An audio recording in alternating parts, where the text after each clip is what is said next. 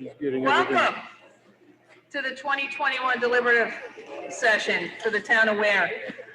I'm Eileen Meany. I'm going to be your tour guide today. And with that, I'd like to ask you all to stand and say the Pledge of Allegiance with me. Our flag is to the right, your left. I pledge allegiance to the flag of the United States of America, to the republic for which it stands, one nation, under God, indivisible, with liberty and justice for all. Okay, before we get going in earnest, there are a few things that we need to do, and the first is a set of introductions. And so I've introduced myself. I'm going to then pass this over to Chairman of the Board of Selectmen, Jack Meany, to come up and introduce the panel of Board of Selectmen. So Mr. Meany, would you like to take the mic?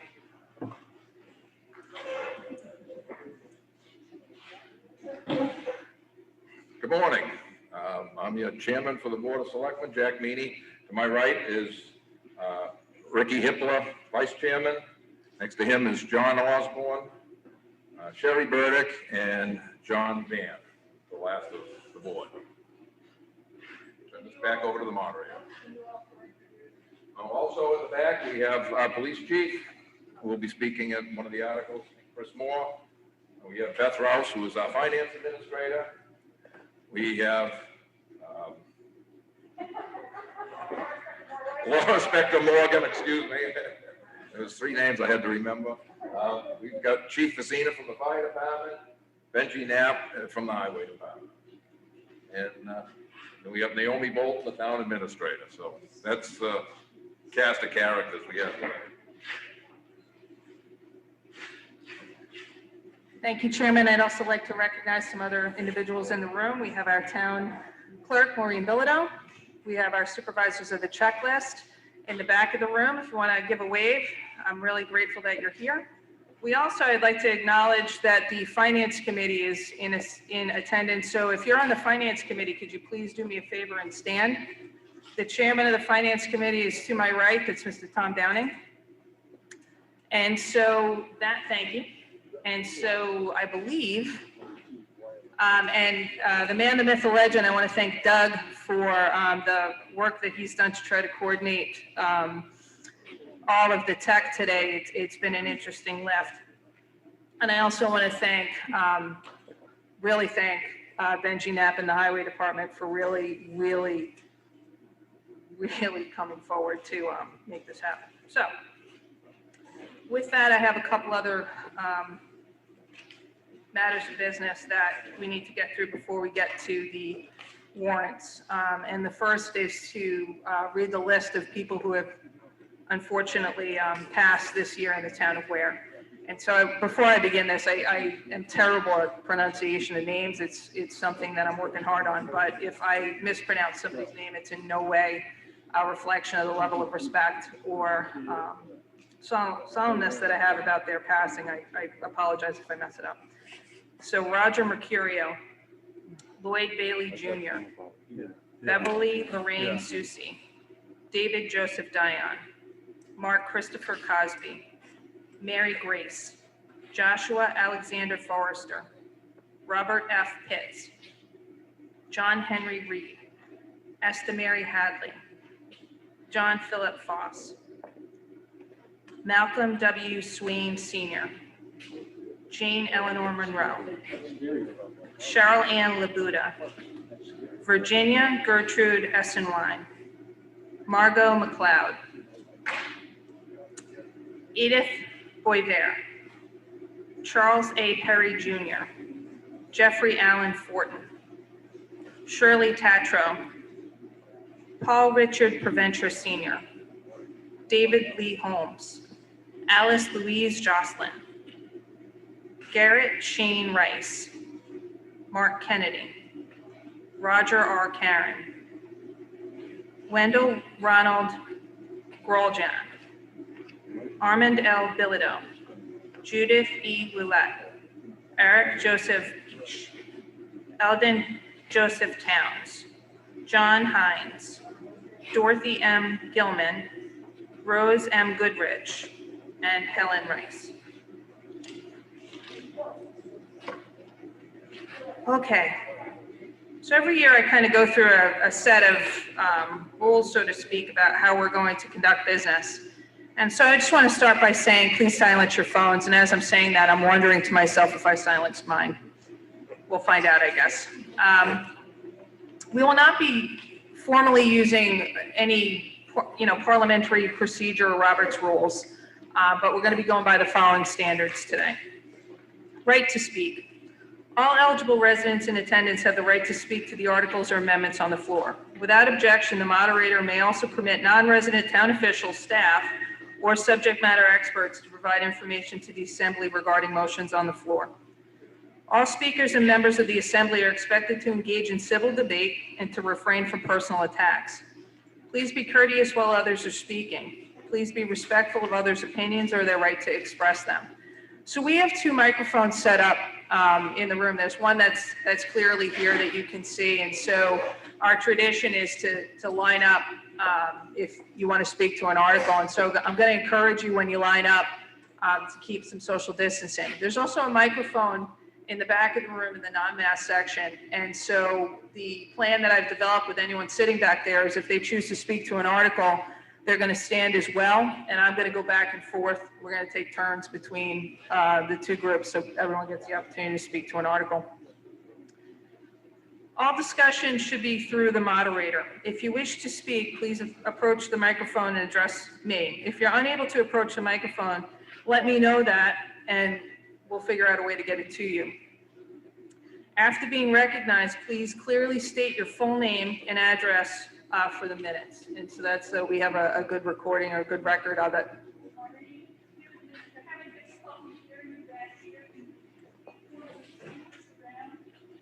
Oh, that's a great idea. It's a good solution. Yeah. Thanks, Tom. So what was just said is they're having some difficulty in the back of the room hearing. So better? Yes. All right. I got a thumbs up from the way back. That's good news. So normal order of discussion. A motion to consider a warrant article must be made and seconded before any debate begins on the subject of the article. Both the mover and the second must provide their name and address to us. After the motion has been moved and seconded, the maker of the motion will be given the first opportunity to speak, provided the motion is not ruled out of order. Makes sense, right? I'm going to request that all speakers allow others to speak before attempting to revise an article, because without that, it just becomes so confusing. After the mover of the motion has spoken, other eligible members of the assembly will be provided an opportunity to speak. Appropriate proposals to amend the main motion may be offered by eligible residents during debate, but may only be discussed after they are moved and seconded. Any amendment which changes the subject matter of the main motion or makes changes to a contract warrant article or attempts to create a wholly new warrant will be ruled out of order. If any amendments to motions are adopted, debate will return to the main motion as amended.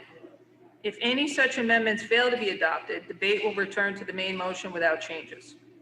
I'm going to request that any member of the body proposing an amendment to make a motion provide written copy to the moderator written before they move it. Once debate is completed, the moderator will read aloud the motion to be voted on before calling the question, asking for a vote of the residents. Moderator will also indicate the effect of voting for or against each question, which is why Laura Spector Morgan is always, always, always with me.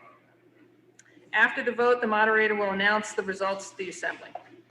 So, just one or two more things before we begin, and I have to laugh because as I was reading through that, it occurred to me that I don't have a copy of the warrant in front of me. So does anyone have a copy that they're willing to see? Thank you. Thank you. The one other thing I want to say, these are interesting times, and so I, more than anyone, love someone who is a storyteller, and clearly, who I chose as a life partner. I love a good story, but he just woke up. But in these times, I'm going to encourage you to be brilliant. I'm going to encourage you to be brief, so that we can get through what we need to get through. I'm not at always anyway saying don't, state your truth and present your point. Pun intended, just maybe not take the long way around the barn. You know what I mean? So if we could be to the point and concise, I think it would be helpful today. So with that, let's see, Article 9. Shall the town raise and appropriate as an operating budget, not including appropriations by special warrant articles and other appropriations voted separately, the amount set forth on the budget posted with the warrant as amended by vote of the first session for the purposes set forth therein totaling $7,154,140. Should this article be defeated, the default budget will be $7,009,592, which is the same as last year, with certain adjustments required by previous action of the town or by law, or the governing body may hold one special meeting in accordance with RSA 40(13), 10, and 16 to take up the issue of a revised operating budget only. Okay, I have a motion to move it. I have a second. So the motion was made by Chairman Meany. The second is by Vice Chair Hippler. And I am going to turn it over to the chairman to discuss. So Chairman Meany.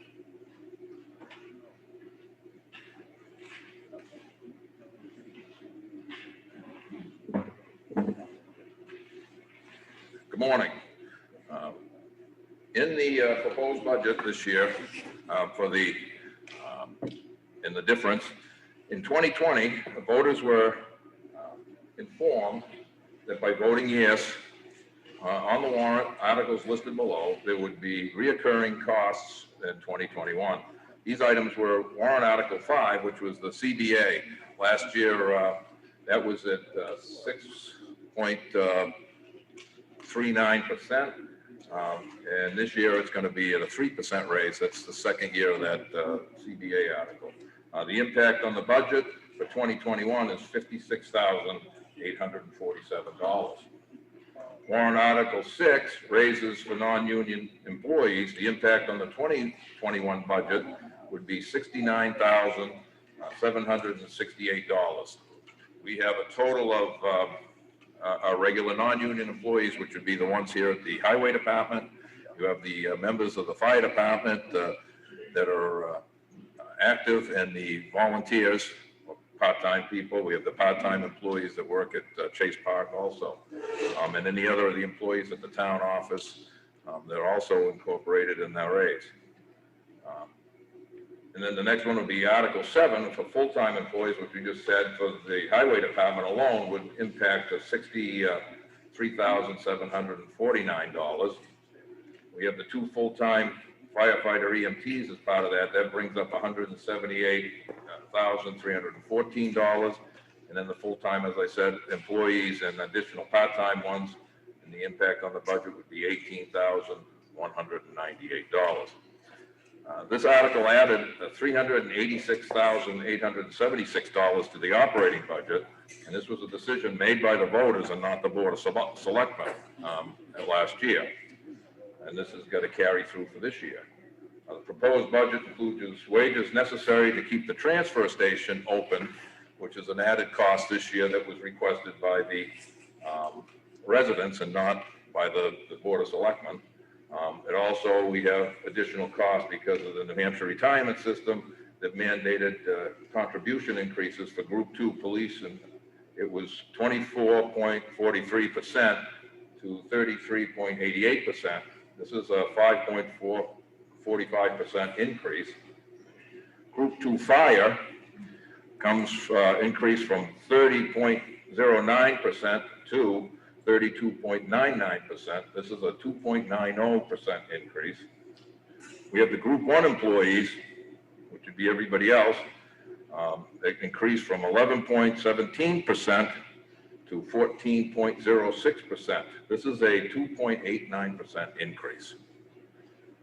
This is mandated contributions. It added an additional $53,700 and $5 to the town operating expenses. Also, in 2019, there were pay increases given to the public works director and the finance administrator. In 2020, there were pay increases given to the police chief and 3 police officers and a forest fire warden.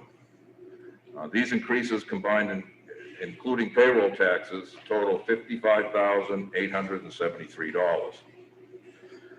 Within the police department, there was a $78,000 contract that was opted out of, not to renew, and the monies were allocated to that contract are being proposed to be distributed to other areas of the department's budget, especially the areas that were underfunded.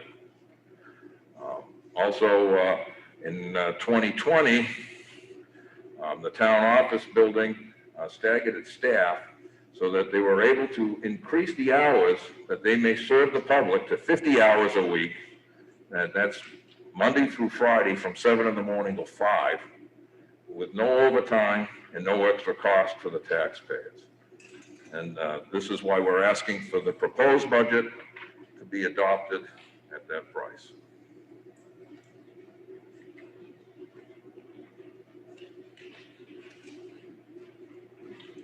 Thank you. I'd like to recognize the chair of the Finance Committee, Tom Downing.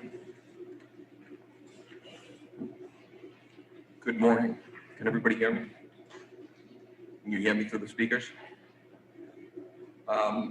Article 9 is not recommended by the Finance Committee. The committee does not support this article. The proposed budget is 4.4% higher than the current operating budget. The default budget, the default budget is 2.3 higher than the current operating budget. This is an unusual tax year. I'm having a hard time with the sorry. A likely reduction in revenue coupled with increased contributions for pensions and healthcare premiums in both school and town budgets is projected to have a higher than normal increase on property taxes. For these reasons, the committee has tried to focus on the level of funding needed to maintain the level of services we currently provide while pausing proposed improvements. We also wanted to ensure that there is no degradation in life-saving response services. The committee believes that the default budget is adequate to meet those needs. Thank you. I can't hardly see you. Would you like? Okay. Did you forget something? Gonna allow the chair one last night. Also to clarify the difference in the budget, the proposed budget between last year's default and this proposed budget, last year's had an impact of $4.45, whereas the estimated impact on taxes for this year with the proposed budget is $4.62. Thank you. Other discussion?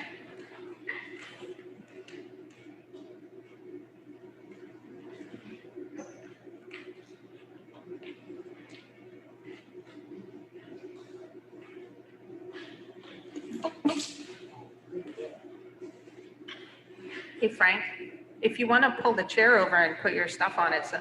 I was going to ask if I could do that. Yeah, go ahead. And for anybody else. Thank Sure, you. yep. So I'm recognizing Mr. Frank Campana, Quaker Street. Quaker Street. I won't put it on the drain, right?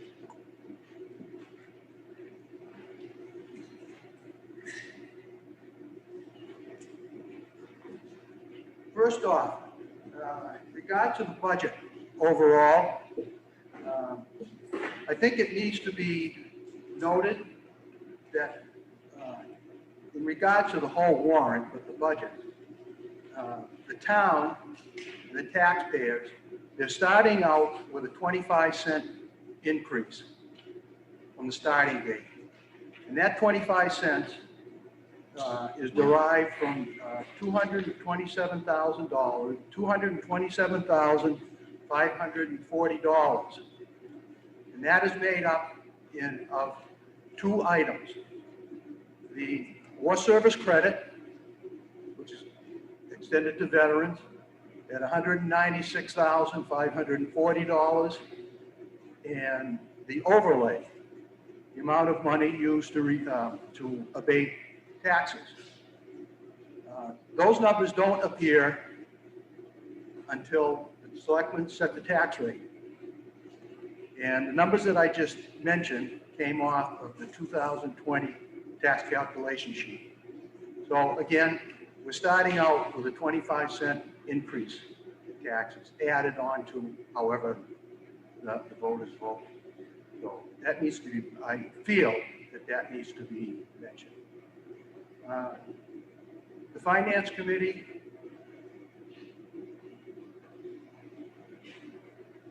I was pleased that they indicated a 4.4% increase over last year's budget.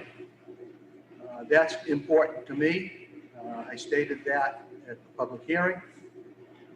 I would request either the selectmen and or the Finance Committee indicate in dollars what that 4.4% is. I came up with a $305,448 budget surplus from last year's budget. So I think that needs to be, I'd like them to probably include reference to the budget surplus.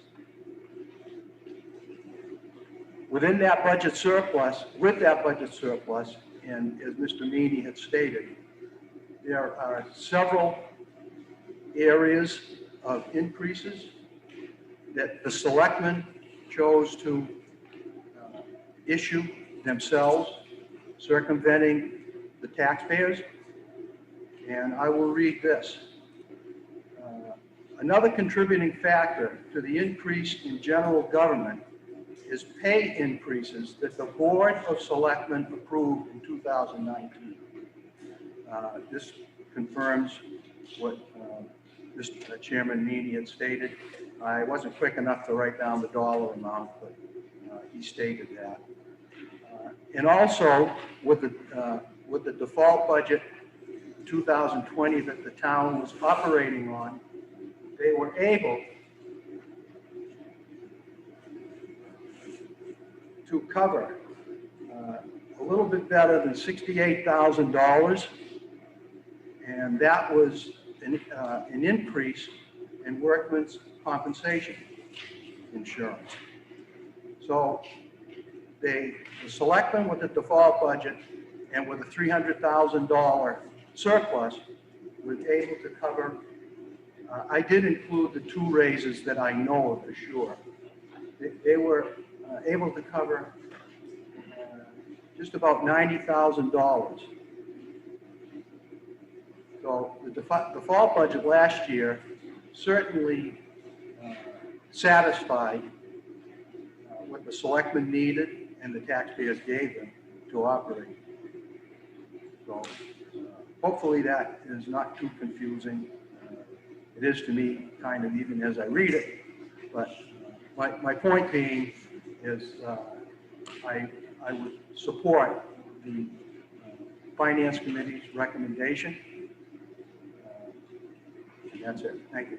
Thank you. I have someone standing in the back, and so did you want to speak to this? No? Okay. You don't need to sit. I just wanted to acknowledge that you didn't want to speak. So, anyone else? Okay.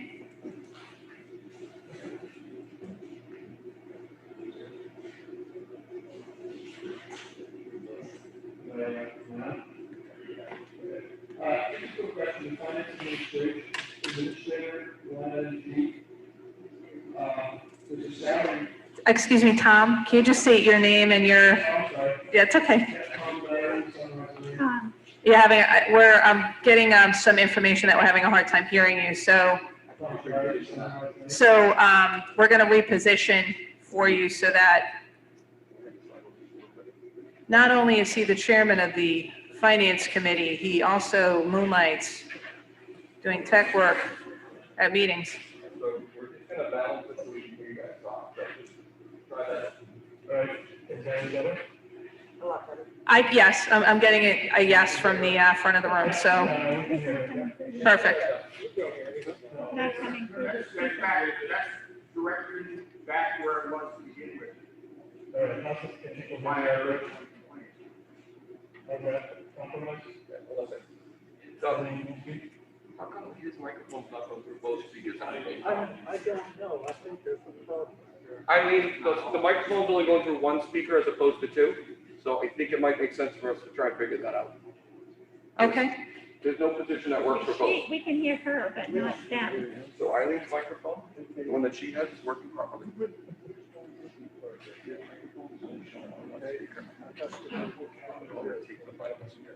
Actually, sir, could you just give us a feedback? Yeah, can you hear me now?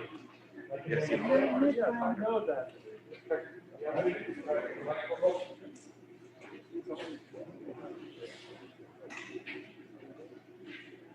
It's only getting on one side. Hello?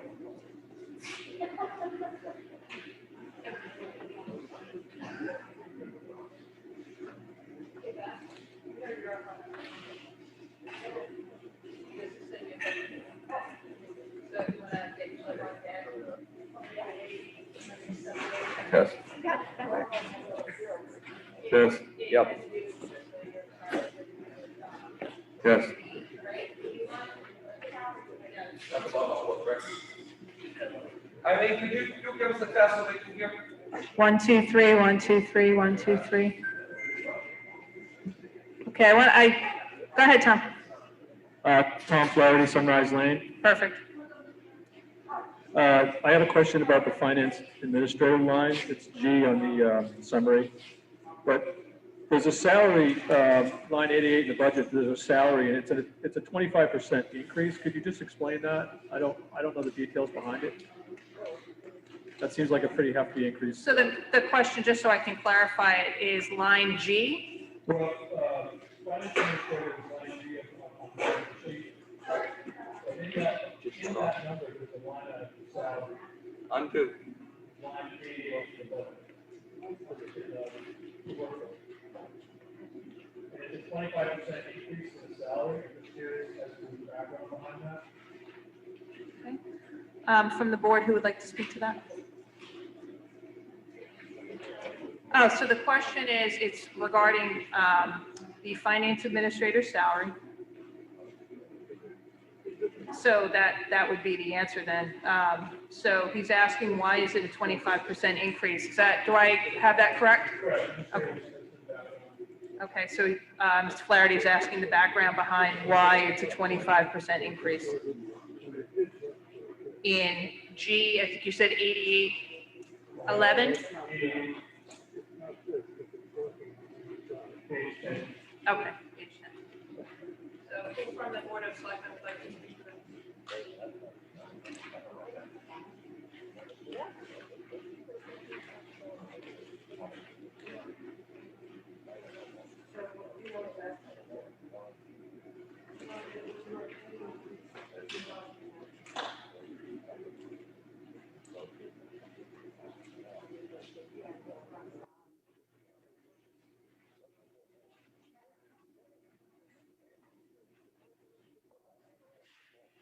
Reading line G, if you're reading it off the warrant, that doesn't include, that's not the salary, that's the operating expense for the finance administrator's office, is an increase.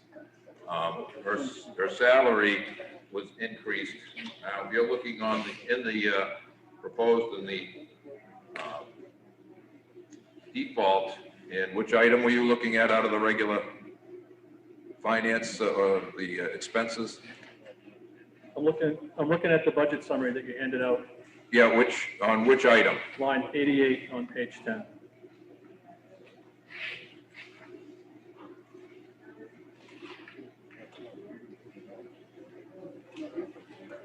Yeah, that's not the part that's incorporated in what you read off the warrant, is line G. This is the, her salary, which comes under the town employee salaries. Okay. So I'm just, the question really is pertaining to the salary. It's a 25% increase, which is high. I was just curious as to, That was done in 2019 for 2020, and that was to be, and give her an increase to keep her competitive with everybody else. okay, so that was part of a contract agreement in the past? I couldn't hear you. Was that part of a contract agreement in the No, past? it wasn't a contract, it's what we voted to It was give what? her for her position.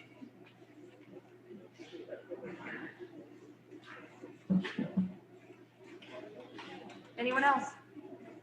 Are you coming up? No? You're just looking for a better seat? Yeah. Okay. Okay. Any other discussion on Article 9? Okay. Say it. No, just as read? Okay, we're going to move the article as read. Move to restrict reconsideration. I have a motion and a second to restrict reconsideration. All in favor of restricting reconsideration on Article 10? Okay, all opposed? All right. Article 10, shall the town raise and appropriate the sum of $59,953 to be used for raises for non-union town and library personnel?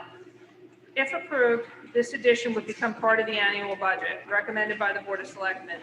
Estimated tax impact would be 7 cents. I have a motion. Do I have a second? I'll second. Okay, I have a second.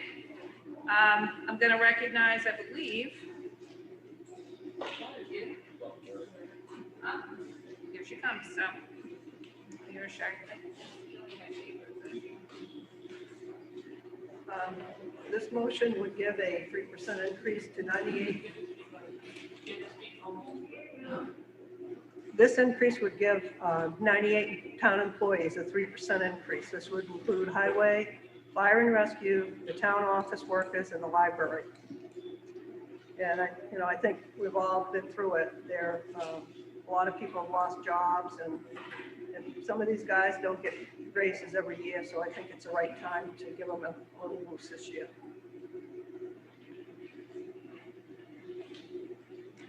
Okay, I'd like to acknowledge the chair of the Finance Committee.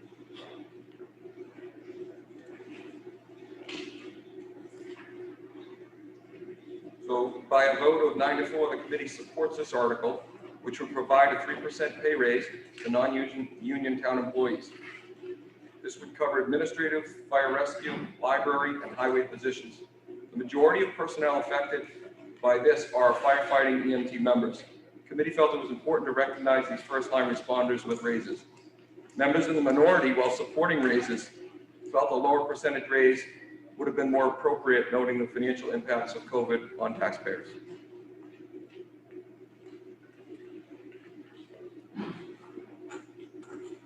I'm going to recognize the department head to speak to this warrant also. So Benji Knapp.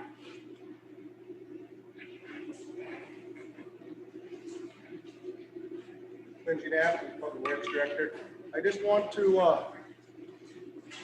let everyone know, that retention is a big thing. We've got a good group of employees like we do here at the highway and transfer station. So I think for a small increase to keep the employees happy and stay with us another year, I think is very important. And I'm not quite sure why in the blurbs, some of the recommended ones and the finance ones say have the minorities opinion when the not recommended ones don't.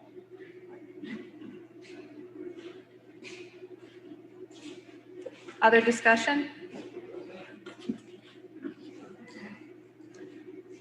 So my So- response, I'm sorry. State your name. Sorry. Tom Downing, the Finance Committee Chair. I just wanted to make a statement. As with many other articles that had a vote that was somewhat close, we chose to allow some representation for the counter argument. So anything that was close to a split or within a couple of numbers of votes, that's the method we took. Other discussion?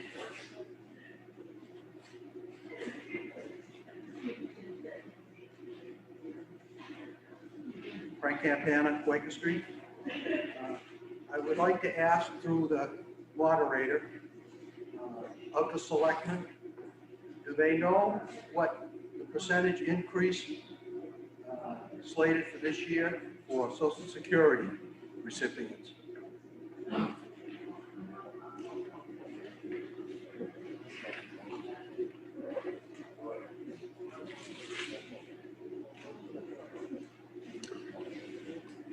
I'm hearing 1.3.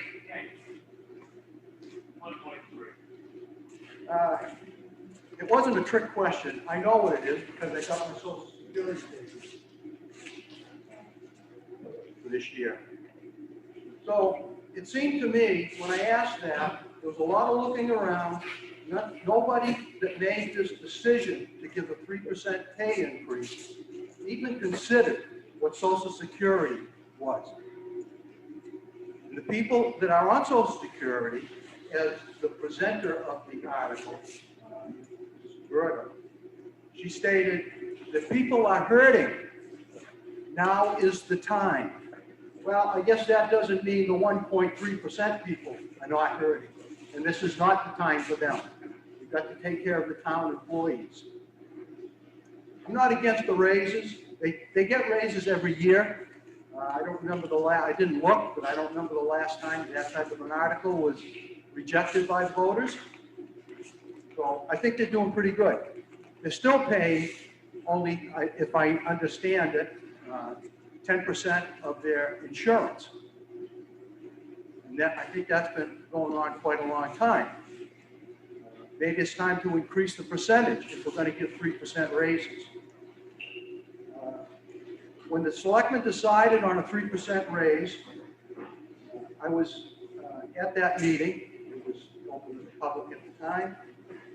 And the rationale was that, well, the police are getting a 3% raise for their contract, and it would only be fair, I'm paraphrasing, it would only be fair or it would be unfair not to treat the non-union people the same way. I think that rationale was flawed because the police, they bargained for the 3% raise. So that's in their contract. The voters knew, well, probably knew what they were buying into with that contract. Let me share a little bit of information that I receive. I always ask and I get information from finance, and I always appreciate it, for sure. What does a 3% raise represent? This is only the raise. It doesn't include insurances. So I'm just going to go down and highlight a few of what the raises are. One person, $2,000, and I'll round it off, $2,000, $796, $768, $1,200, $1,500, $1,200, $1,400, another 1,000, almost 4,000. Well, I can't do that because that's it's combined fire. So I think it goes down. $2,200, $976, $1,197, $1,600, $600. So I think you know where I'm going here. All right. That's a lot of money. To me, it is. But people are hurting, to be sure. So we need to take care of the town employees and ask the 1.3%ers to fund that, you know, to dig deeper into their pockets. Because the 1.3%ers, again, are not hurting.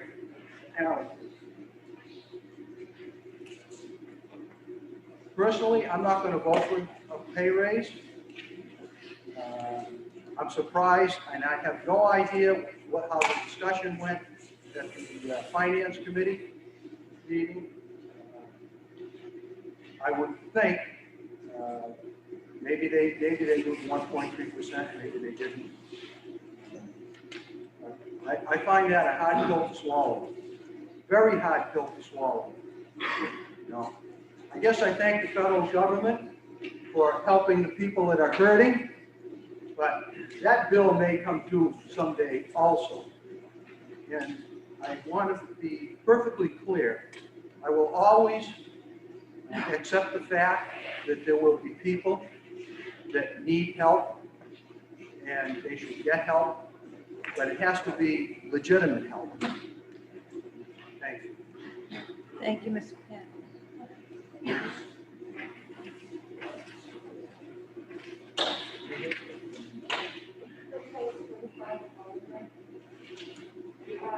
You gotta get a little closer, Chris, I'm sorry. I am on the finance committee. Chris, can you, I don't know if you could pull the mask just for the, And I'm on the finance committee and I'm on social security.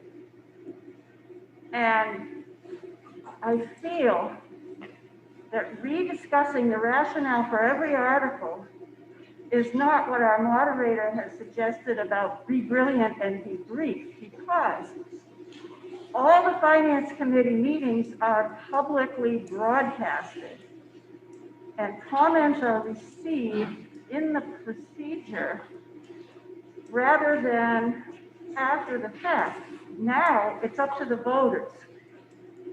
And if anyone wanted the recommendations changed, they had the opportunity. One of the things that we discussed was the fact that we could lose employees that we desperately need on the first line responses unless we stay competitive. And they deserve what's in this article. That was our rationale. We did not hear any comments during the procedures. And I know the town administrator would have forwarded everything to us because she was diligent about the whole process. So I hope we can be brilliant and be brief. Thank you. thank you. Other discussion? Okay.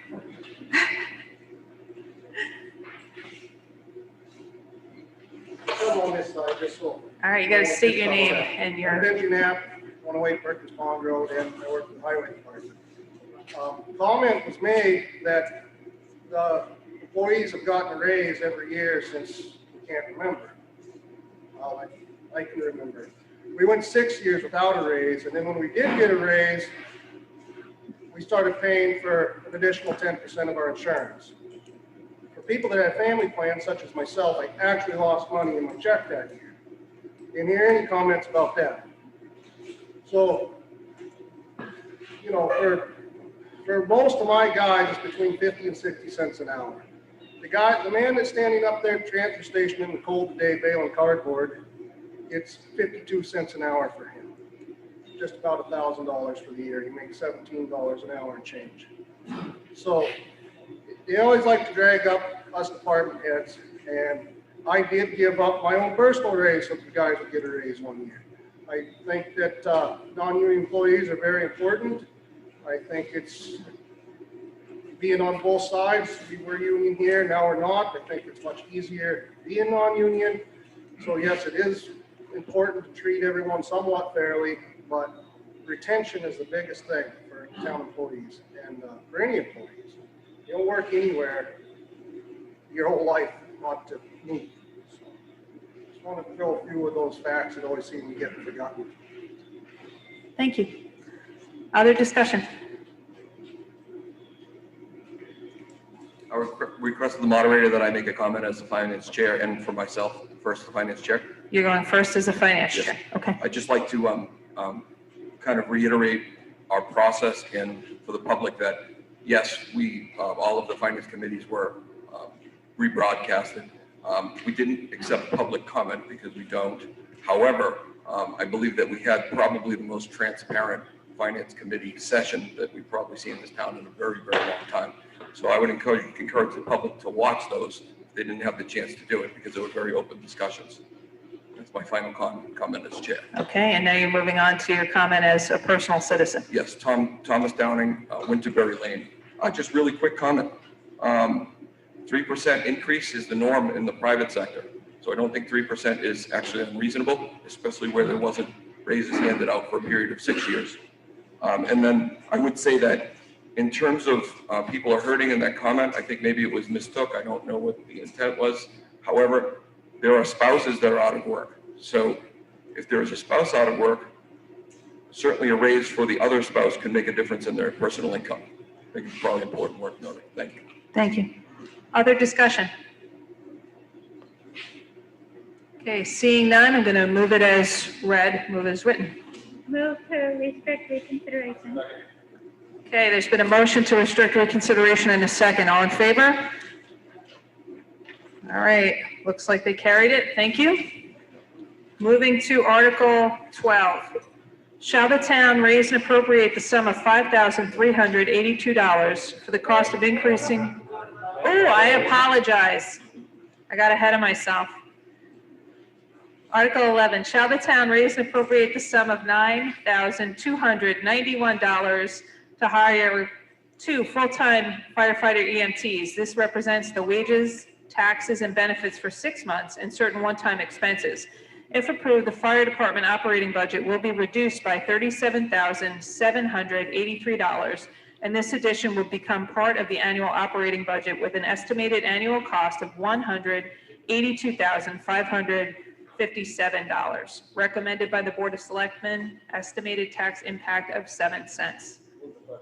Okay, I have a motion from Vice Chair Hippler and a second from Chairman Meany, and I believe Vice Chair Hippler will be speaking to the article.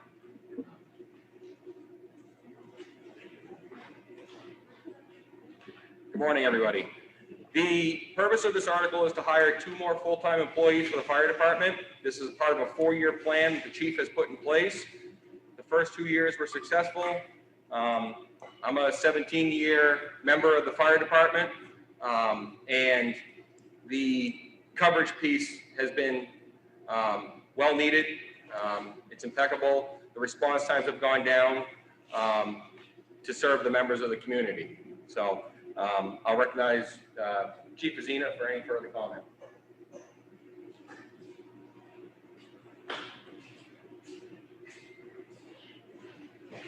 Good morning. This article, as was stated, is the 3rd year of a 4-year plan. We've been very successful in the personnel that we've been able to hire, 2 of which have been paramedics and 2 of which have been advanced EMTs. They're both firefighters as well, or they're all firefighters as well. One of the things that we certainly recognized in 2020 was the pandemic highlighted the fragility of our part-time staffing model through personnel being quarantined, or otherwise prohibited from working for our community, caused disruption in staffing in our schedule. Having the ability to require our employees to remain on duty or to return to duty at such times and for such lengths of time as may be necessary is a useful tool afforded by full-time personnel. And the only other thing I would add is we developed a large amount of momentum with this program. And again, this is year 3 or 4 and continuing with that momentum for a successful program. Thank you. Okay, thank you, Chief. I want to recognize the Chair of the Finance Committee.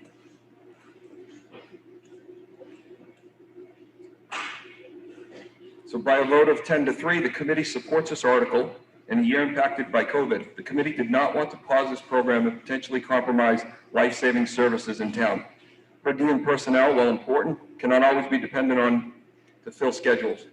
Their first priority is often full-time service in another jurisdiction. COVID quarantines can also impact their availability. This is year 3 of a 4-year program recommended by the fire chief to ramp up staffing to 8 full-time firefighters/EMTs. 4 positions have been approved in the last 2 years. This is giving the chief more flexibility and control in scheduling adequate coverage of shifts while ensuring consistency in department procedures. Okay, thank you. Okay, Article 11 open for discussion.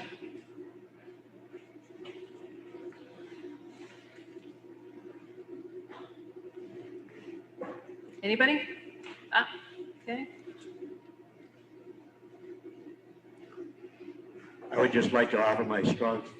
Name, Oh, I'm serial sorry, number. Thomas Clow, 125 Concord Stage Road. Thank you. I'm strongly in favor of this, and I know that you don't want tall tales here today. But the fact is that I'm probably standing here because of their quick response several years ago. So having people in that station 24/7 so that we can have that quick response is going to save lives. Thank you. Thank you. Any other discussion?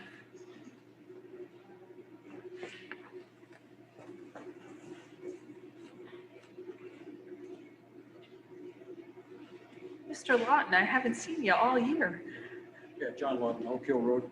I have a question on the staffing. This brings it up, am I right in saying this brings it up to 8 permanent people? If you get these two? 10? 6? Okay, 6. Could you tell me, as far as coverage goes, what would the coverage be with these 6 people? As far as daytime, hours, days of the week type thing? Gonna Would it recognize be like Chief 8 to Bazina. 5 or 7 to 5 or? One of the first things that we had to address 2 years ago was what was that staffing, how was it going to be applied to the time? And so they work a 24-hour shift. So the first 2 that we hired worked a 24-hour shift. The second 2 that we hired worked another adjacent 24-hour shift. This one would be right next to them. And so we'd be at 3/4 of the time, 3/4 of 24 hours a day, 7 days a week would be satisfied with this hiring if we're successful. Okay, so And then we would still use per diem in the call force to cover that 1/4 of that quarter of the time remaining. So the staff, I don't know what you have for staff. Is it all full-time right now, or do you still have people coming in on per diem? We still have people coming in on per diem. We're halfway to our goal. And how does that work now? So you per diem people, what hours do they work versus your full-time? Well, it's like making sausage, right? There's a lot of components to it. And so we have what originally started out as that per diem shift, begins at 7 in the morning, goes till 5 p.m. We have either per diem or other part-time members covering in the nighttime. We're using call people still to augment overnights during the week. But, it's a combination of 2 or 3 different groups of people or classifications of people to cover. Are we covered then basically 24 hours a day currently? We're covered 24 hours a day if you use the call force as well. Right, so we're still in that traditional role some parts of the week, but we're also using per diem and other folks to work on gaps where we have real serious gaps in staffing. Your current full-time people, are they working currently a 24-hour shift? Correct. They are.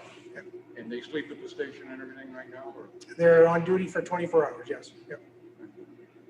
And that's not 7 days a week though. They're only doing a couple days a week for the 24-hour shift, is that? Yeah, so each of the shifts, they work an average of 42 hours a week. And so they do a 24-hour shift, they're off for 3 days, they come back, they do another 24-hour shift. We have 2 of those covered. So there's 2 shifts doing that. And then the other 2 shifts, if you will, right, because we're covering half the time of the full-timers. The other 2 shifts are a compilation of per diem, part-time, call people, et cetera. It's a complicated thing.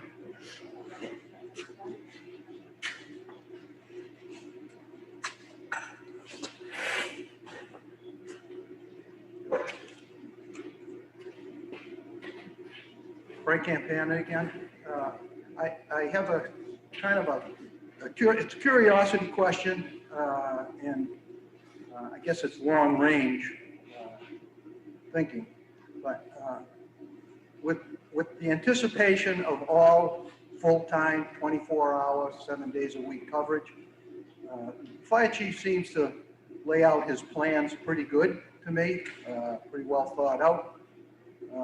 My concern is the physical capabilities of the building to house and provide for those 24-hour people.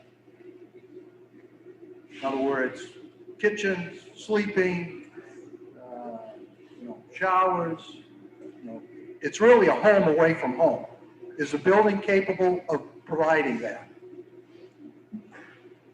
And if Is there not, another, Frank, is that your only question Yes. about it? Oh, yes. Yes, as the facility was built in 2003, and it had been intended to staff that when they designed it. And so it's meeting all of our needs that I foresee. Okay, thanks.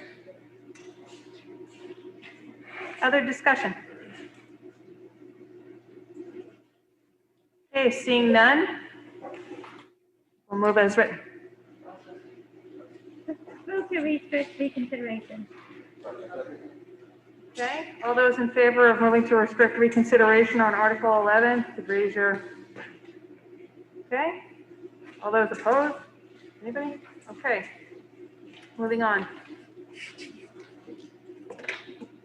Article 12, shall the town raise and appropriate the sum of $5,382 for the cost of increasing the hourly wages for the employees of Chase Park within the Parks and Recreation Department.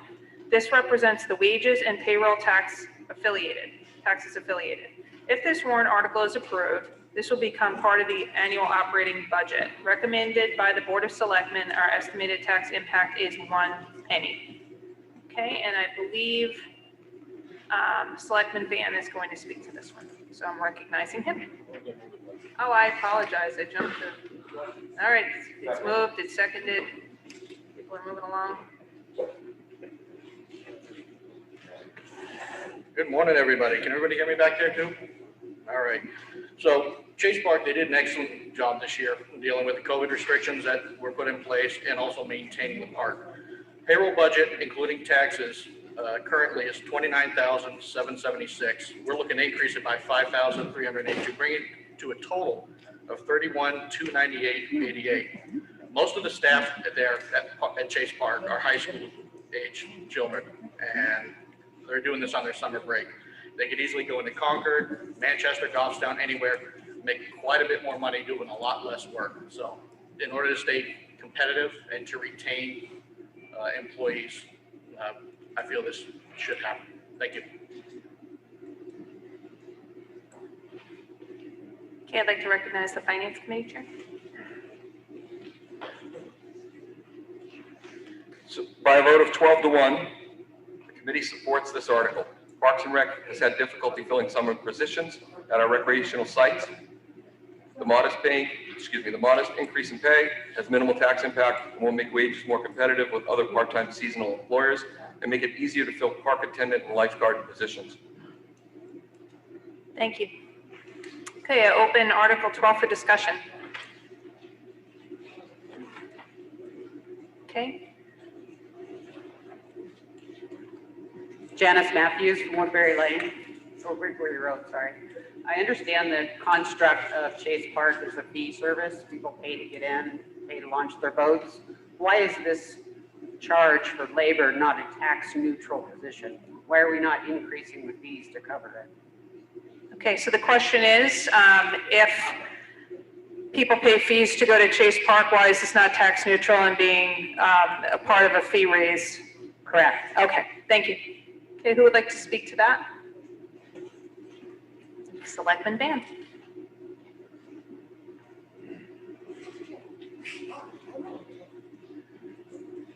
Give me one moment. I believe it's because the impact fees, or I'm sorry, not the impact fees, the fees going into, to go into Chase Park, go into the general fund and not to pay for, correct?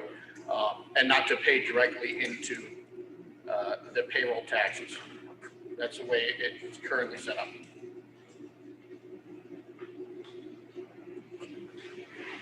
Thank you. Other discussion? Okay, Okay, seeing none, Article 12 will move to the ballot as written. Move to restrict reconsideration. Okay, all those in favor of moving to restrict reconsideration? Okay, thank you. Article 13. Shall the town raise and appropriate the sum of $36,400 representing the cost of turning the part-time building inspector into a full-time employee? This would represent the wages and benefits for 9 months. If this warrant article is approved, this would become part of the annual operating budget with an annual cost of an additional $42,479. It's recommended by the Board of Selectmen, and the estimated tax impact is 4 cents. I'm going to recognize Selectman Burdick to. Second. Okay.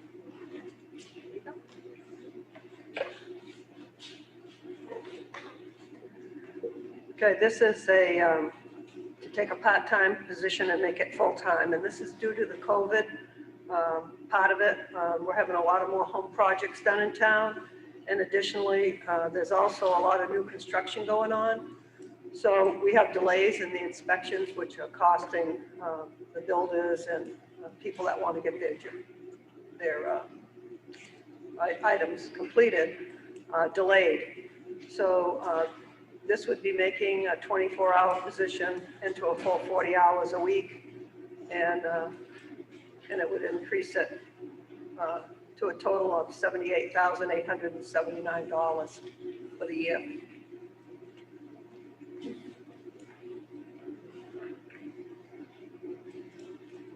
I want to recognize the finance chair. Okay. Oh, I apologize. I'm good.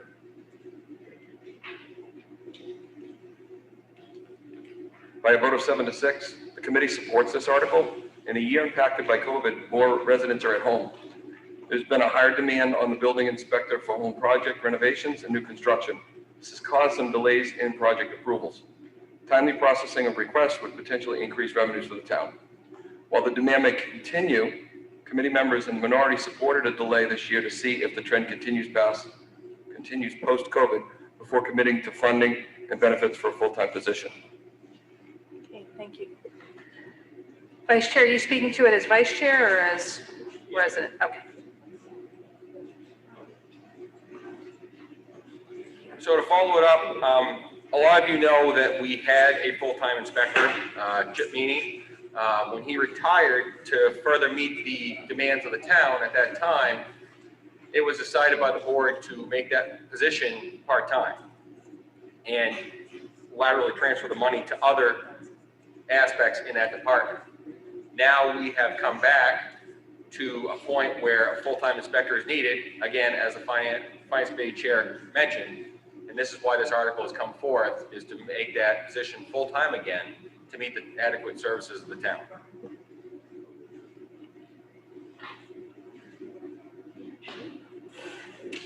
Okay, going to open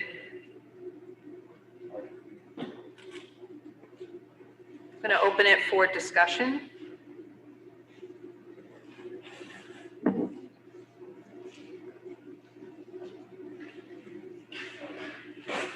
Thank you, Madam Moderator, and I'll speak on 2 parts. My name is Jack Meany. I'm live at 282 Quaker Street in the town of Weare. I'll speak on 2 parts. One is a selectman who is the officio member of the planning board and also as a citizen. Which one are you doing I'll first? do the ex officio to the planning board first. And sitting on the planning board, and the stuff that comes before the planning board lately, especially since the onset of COVID and people being furloughed from work or working different shifts, the building trade in this town and renovations have skyrocketed. We've had a lot of new homes being built. We got Cortland Estates. We also now have Duck Pond Estates. And at this point, the demands on the building department are extreme, plus other renovations and houses going on in town. And because of that, the town has missed revenue for the fact that we didn't have a building inspector. And by statute, if you don't get somebody at a certain time to that inspection, they can basically go ahead and then call for the inspection afterwards. And because of that, we've missed inspection fees. We've also had a lot of issues with contractors sitting and waiting, which also costs money and could eventually come back and impact us. So we are missing this. It's basically a self-funding type of a position because of the revenue that the town gains on permits and inspections. The other thing is we also needed, as far as what comes forth with the building department, we are seeing, as far as the planning board, a lot more coming forth between different plans and different ongoing construction projects. So I think that this, from that point of view, I think it should be moved forward. Now, speaking as a citizen, if I need an inspection at my residence for a renovation project or whether or not something has to go on, we don't always have the ability for someone part-time working at 6 a.m. This hours before we're coming in somewhere between 6 and 7 in the morning and coming to inspect the project, and maybe at 3 o'clock in the afternoon. You know, to put it in a simple phrase, it's no way to run an airline in this day and age where we have to do that. And if we can't get a mutual aid, some inspector from another town, because they're right out straight, then, you know, the person there, and if I was the homeowner waiting for an inspection for a week, I'd be some upset if I couldn't get it inspected and finish the rest of my project. Thank you. Okay. Other discussion? I have one in the back, sir, so if you could just wait a moment. Rochelle Kelly, Wildwood Road. Michelle, I'm having a hard time hearing.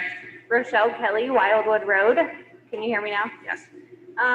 So I'm wondering if this is going to make our inspector actually reachable. My husband is a tradesman who works throughout the state, and he and all of his coworkers avoid Weare at all costs because they can't get a hold of the inspector. They'll leave messages and emails for literally weeks or months, and they never hear back. So I'm wondering if this is going to actually make him reachable or if he's still not going to respond. Okay, thank you. So I'm going to repeat the question. You're asking if making a part-time into a full-time position will make this person available and reachable because other people have had great difficulty contacting our inspector. Yes. Okay. Who'd like to speak to that?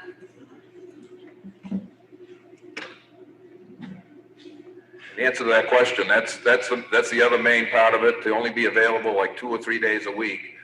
This is going to be a 40-hour-a-week position, you know, 5 days a week in the office. He'll be accessible by phone or leave a message and he will get back to them. And that's one of the things we want to strive for because we know we got complaints of people not getting called back on that. And that's one of the other big issues we want to take care of. Thank you. Gary Hopper, Buxton School Road. Because this seems like it's a temporary problem because so many people are out of work right now, is any consideration given to hiring somebody part-time to fill in the gap, or somebody who's retired to fill in for a year or so until things are back to normal? Okay, who would like to speak to that?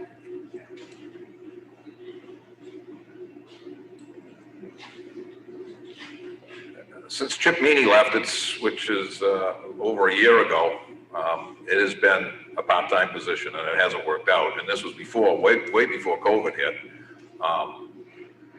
that the inspections were starting to back up. And a part-time person, even doing some of the mutual aid from other towns or other building inspectors, wasn't working out because at the time they have their jobs to fill, you know, whether it be from Goffstown to Boston, Henniker. So we didn't, we were still missing the boat. So at this point, that's the biggest thing is this is going to be a full-time position, which it was originally back before Chip left, to go back to that and keep up with the workload. Thank you.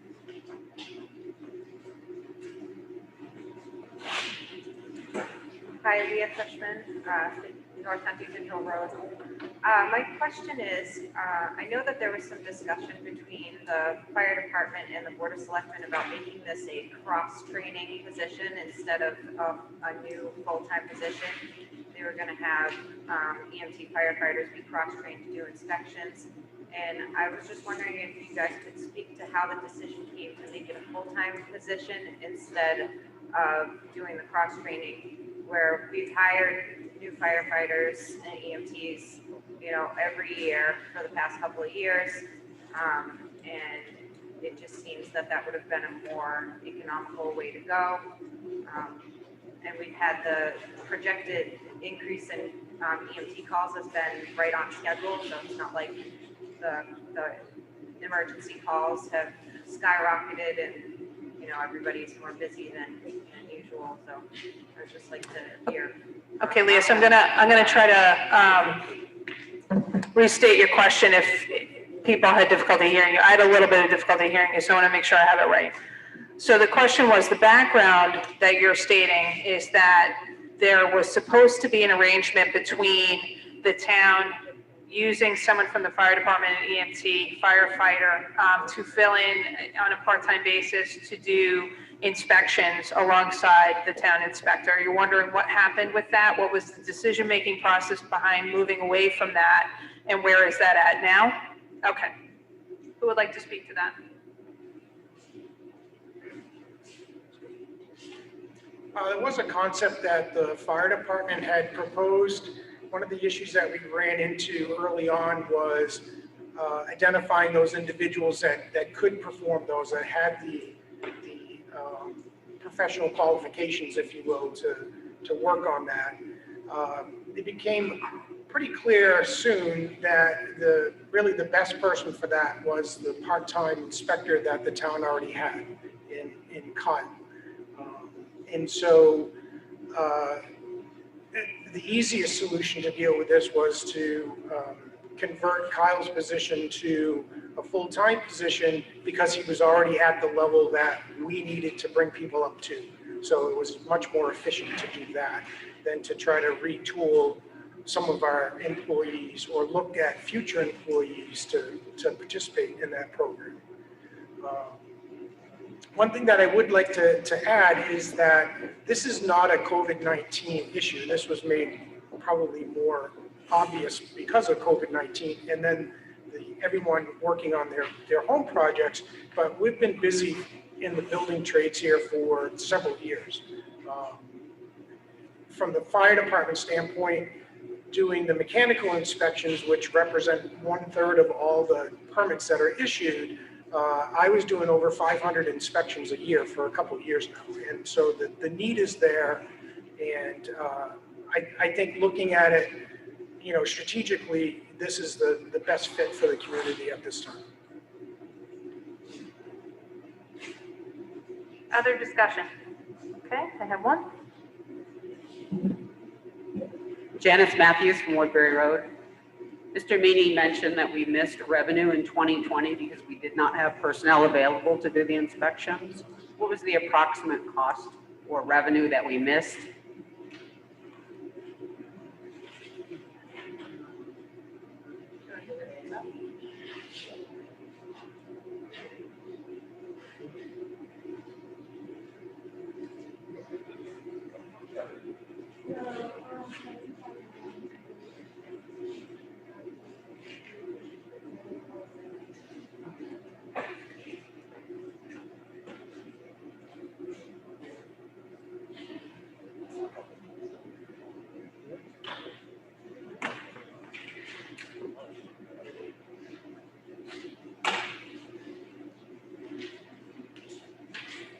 I don't know the exact numbers, but some of it's, you know, some of the other stuff that we missed is the building department would have that, Kelly Dearborn Luce would have it, but I can give you what the difference was for the revenues over this, for permits for the past few years, starting in 2019, or correction, 2018. We took in, for building code permits, we took in $57,489.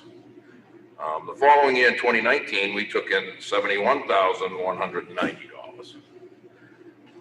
In 2020, the estimated revenues were supposed to be around $80,000, and in reality, the revised revenues that we took in were only $65,000. So we had some misses in between. I know there were some places that we didn't get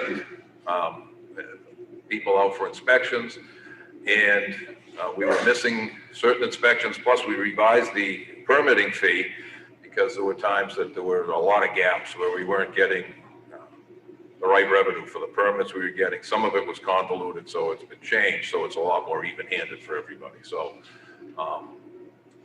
right now, and without these inspections, and and I know it, and everybody else knows it, that a lot of these home projects came in under the radar and never got any inspections or building permits during these past few months. So we're trying to close that, make sure everybody's following what they're supposed to do as far as the building codes. Can I have a follow-up to that? May I have a follow-up to that? I think I heard you say it was about a delta of $15,000 projected over what we actually got. Is the building permit and the inspection, are those two separate fees for the homeowner or the builder? No, she's asking the permit.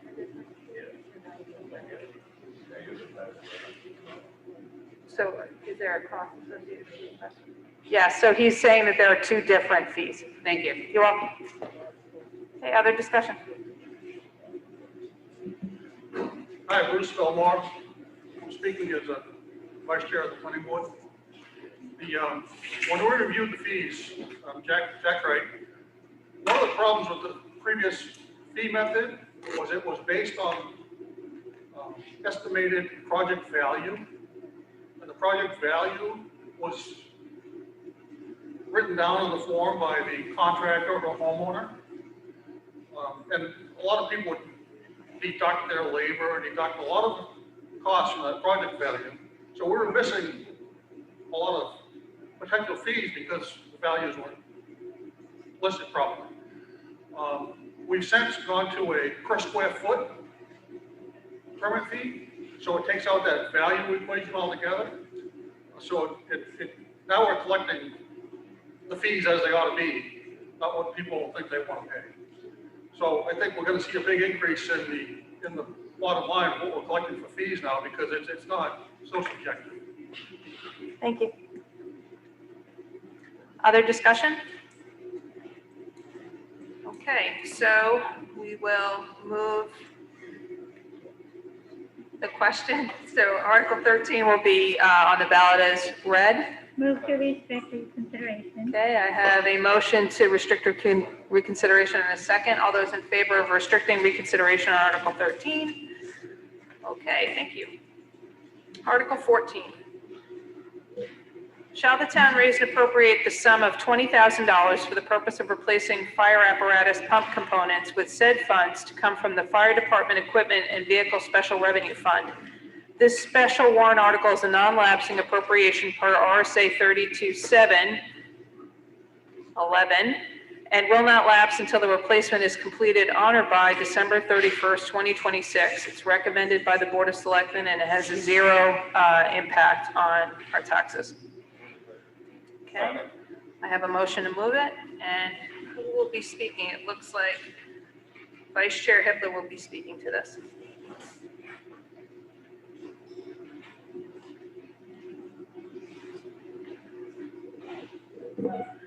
So this is for the 2012 HME that we have, the fire engine pump.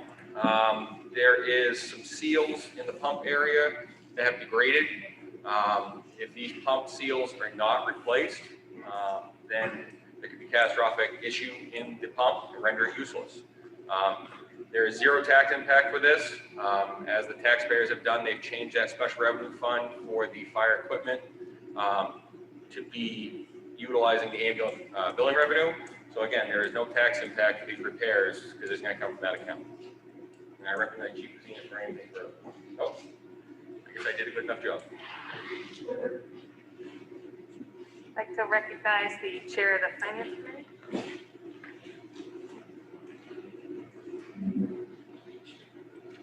By a vote of 12-4, 0 against, and 1 abstain, the committee supports this article. Funding will provide necessary major repairs to a fire truck. The fire department special revenue fund, supported by ambulance reimbursements, is the appropriate source to use and avoids any tax impact this year.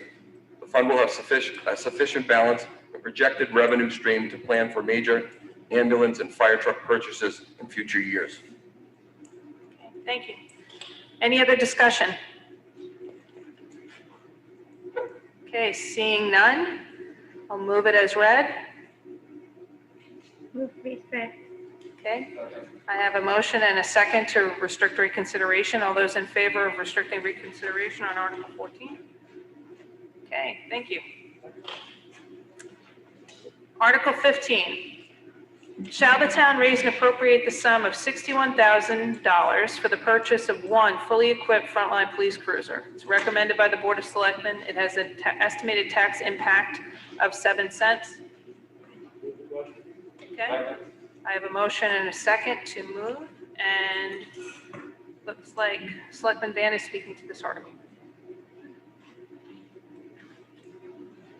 It's been a couple of years since the PD's been able to purchase a new patrol vehicle.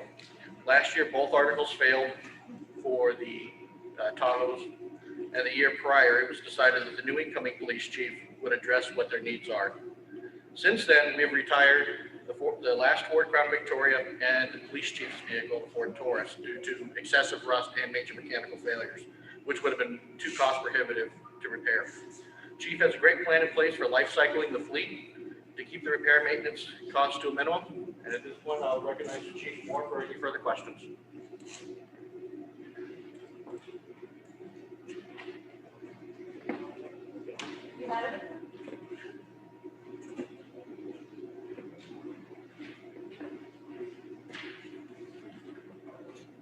So good morning.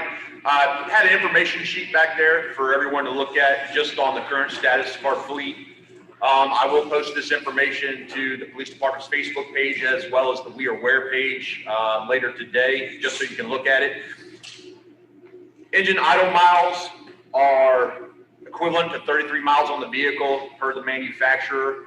When we look at that, we're over 100,000 miles on our vehicles. I can project the life cycle management, and we'll need to get rid of these cars because they're no longer be functional for our need. Even if we approve one vehicle per year, the vehicles we have now will have between 350 and 400,000 miles on them by the time they phase out through their life cycle. That's way beyond where I think we'll be able to get them to. The ones we just got rid of last year because they wouldn't pass inspection, or we've taken several $1,000s just to get them back up to the point where they would have. They were at 130 actual mileage, 130,000 actual mileage, and 180,000 actual mileage. I didn't have the idle hour, the computers on those cars didn't account for the engine idle hours. What it means if we don't start getting on a plan to replace vehicles is I'm gonna have to recommend a hiring freeze because I won't have the equipment needed to respond to calls for service. I'll be able to do that with the cars I need by doubling up officers, which means not as much proactive police work, essentially. We have to put 2 guys in the car to make sure we have cars long enough to last through their life cycle if we're not getting cars. If anybody has any questions on that, I'd be more than happy to answer them. Recognize the chair of the Finance Committee.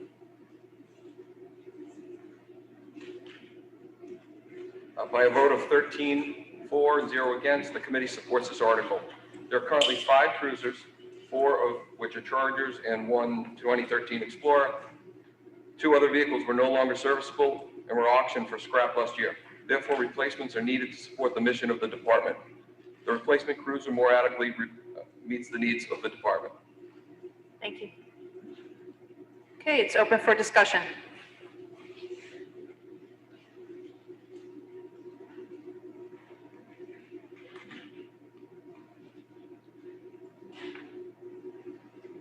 Hi, Campana, Quaker Street. Not much of a discussion, but I do have a request of the selectmen and hopefully a commitment from them. So I'll ask it through the chair, I guess, the moderator. I have last year's mailer here. It was requesting of 2 cars. But what I'd like to request, and it indicated for both cars that they were to be a Chevy Tahoe 4x4 police pursuit vehicle. I, as a taxpayer, I like to know what I'm buying into. And I would request that the selectmen, you certainly have the ability in the mailer and your backup information to include that language. And I would like a commitment today to have that done. And I will qualify that by saying, last year, when we voted, it's already been indicated, we voted on the police contract. I asked the selectmen for a commitment to include the total cumulative dollar amount of that contract. They had the ability to do that in the mailer. I have a YouTube transcript that I did of that meeting. I'll just read the last part. Mr. Meany, I believe we can do that. And looking down the board, there is no problem, and we will do that.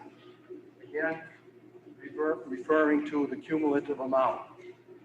The people didn't know how much they were buying into at that time. So my point is, I'd like a commitment for that language of description of the car, and I'll wait to see if it appears. Thank you. Thank you.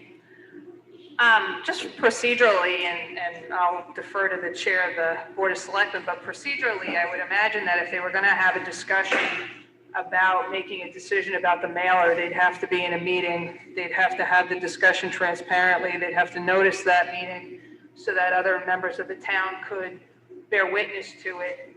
So they'd have to warn people that it was coming. Hang on, Mr. Campana. And then do that. And so I believe the discussion about the blurbs for the mailer is on the agenda for Monday, but I'm going to defer to the chairman of the Board of Selectmen. Yeah, the discussions for the mailer and who's going to speak to it and what they're going to contain is on for Monday night's agenda at the board meeting. And we'll discuss it then, and I will bring that forth. And I made a note to myself that that'll go forth this time. And we'll see about putting it in the mailer for you, Frank. Frank, before I let you come back up, I just need to make sure that nobody else wants to speak to this. And so it looks like Mr. Flaherty. Tom Flaherty, Sunrise Lane. Just to add on to Frank's, the essence of Frank's comment, there was a lot of discussion last year about whether the vehicles were going to be marked or not. Could we just find out if these are marked or unmarked vehicles, please? Okay, so the answer to that question is marked vehicles. Thank you. You're welcome. Any other discussion? Is that snow? Okay, go ahead, Mr. Campana.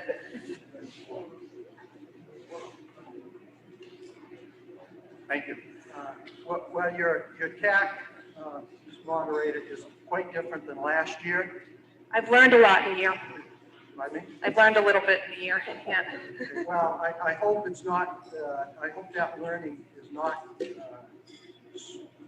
swayed to eliminate the board from making a decision today, because that's what in fact was done to the contract that I referred to. And I get what you're going to say, and, at least I think I know what you're going to say. But what am I going to say? You're going to reiterate that they can't make a decision today. They have to have a discussion, but it was done last year. So to me, the precedent was set last year to make that decision. And in fact, you even clarified this strong urging, because you wanted to understand what I was requesting. Yes. Strong urging from a citizen to include that cumulative amount in the mailer. Yes. So you were very, very specific. That you wanted that very badly last year, and that you want it very badly this year. But you were very specific to the process too. Yes, and so from what I understand, Mr. Campana, the reason that it would be done that way is so that people could see the agenda, that was going to be discussed, and have the opportunity to go for public comment at that meeting, to put their comments in about how they felt about it, so other citizens in town have the ability to speak to it. And B, that the board do so in the appropriate format. So that's what I'm clarifying, is that it will be done according to Chairman Meany, that they will be discussing it at Monday night's meeting. So anyone in town who's listening to me currently on Zoom who feels that that's something that they want to speak to would have the opportunity to do that on Monday night.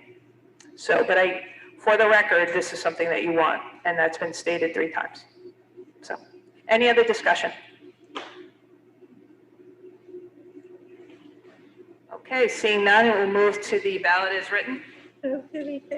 I have a motion to restrict reconsideration in a second. All those in favor of restricting reconsideration on this article?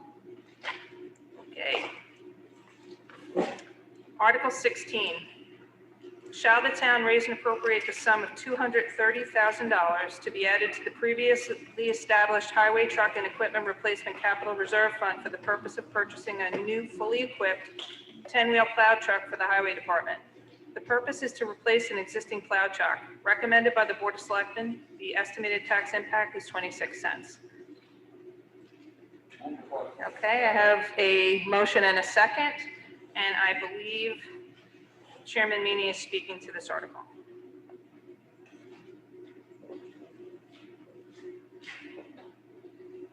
When we're discussing a truck for the highway department, you have to think back. They're trying to get a rotation so we don't have basically rusting out iron on the road.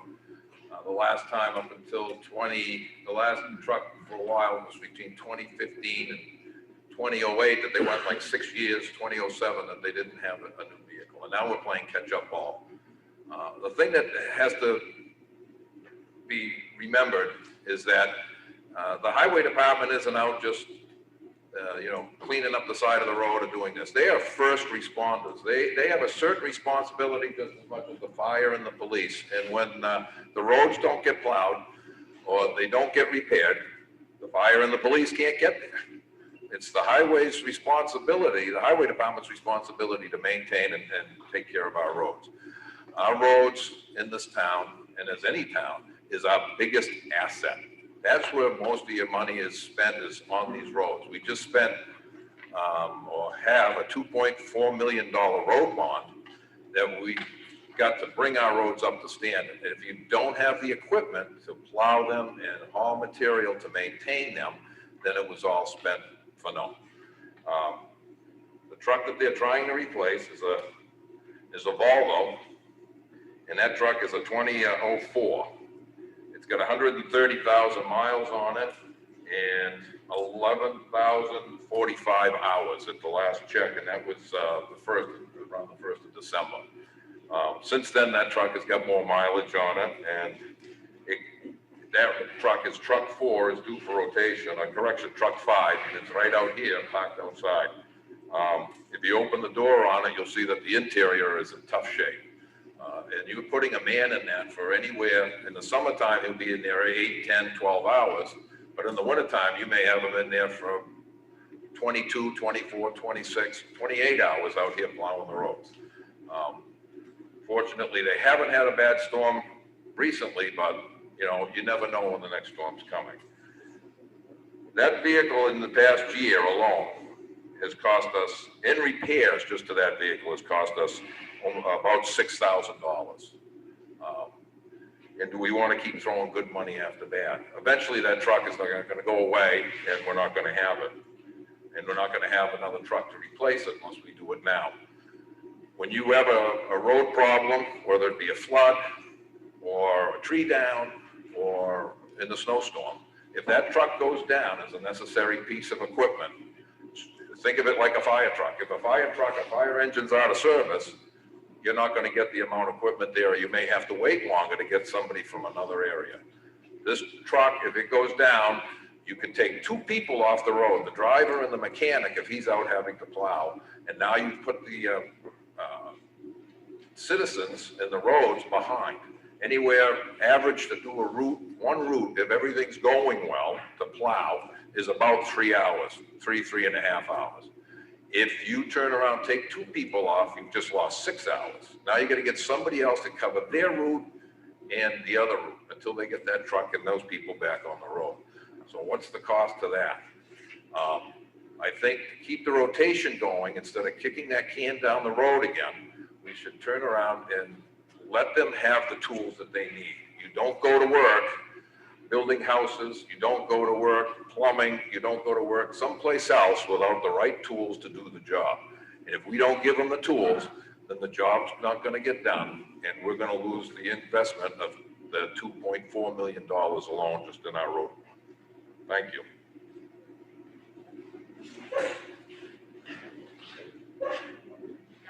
Then you want to speak to it?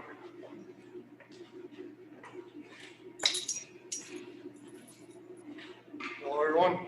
Jack pretty well said most of it, but if you use that 33 miles to the hour, as the police chief did, the truck that I want to replace has almost 400,000 miles on it. We go by the hour meter. Like you said, it has over 11,000 hours. I have 7 vehicles that have over 10,000 hours. One that has over 12,000 hours, and 3 that have over 11,000 hours. It's time for them to go. And we started a rotation, and I don't see any sense in stopping that rotation. You got to keep in mind, you say, well, just wait till next year. Well, vote is next month. So then one time you order the truck, it comes in, it gets built, it's the end of the year, almost the first of next year. So it'll be 2 years before I see another plow truck if it gets voted down this year. We really need these vehicles. We don't have any spare vehicles. If one doesn't run, it's not like we can go get the spare out back. We have 2-3 setting. When our emergency is snowstorms, and when that emergency comes, I have to use every one of my personnel and every one of my pieces of equipment. We don't have extras. And like Jack said, it's 3 hours on a good day per route, and that's stretched out plenty far. We should have down to about 2, but there would be more people and more trucks, which isn't going to happen right now. So the least we can do is get trucks that'll make it through the storm.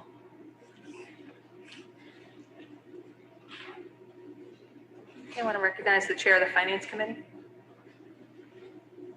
Madam Moderator, if I could, it occurred to me I should address a change of precedent that in regards to this article and other articles. I'd just like to make a statement for the taxpayers.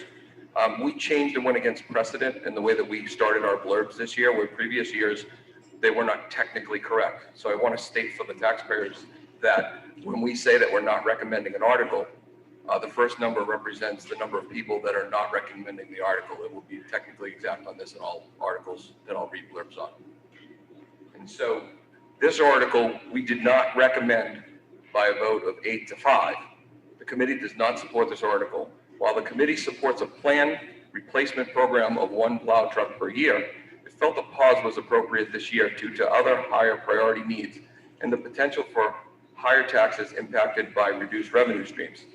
The committee anticipates resuming the replacement program next year, noting the fleet has 8 trucks over 12 years old. Thank you. I'm going to recognize Director Knapp again.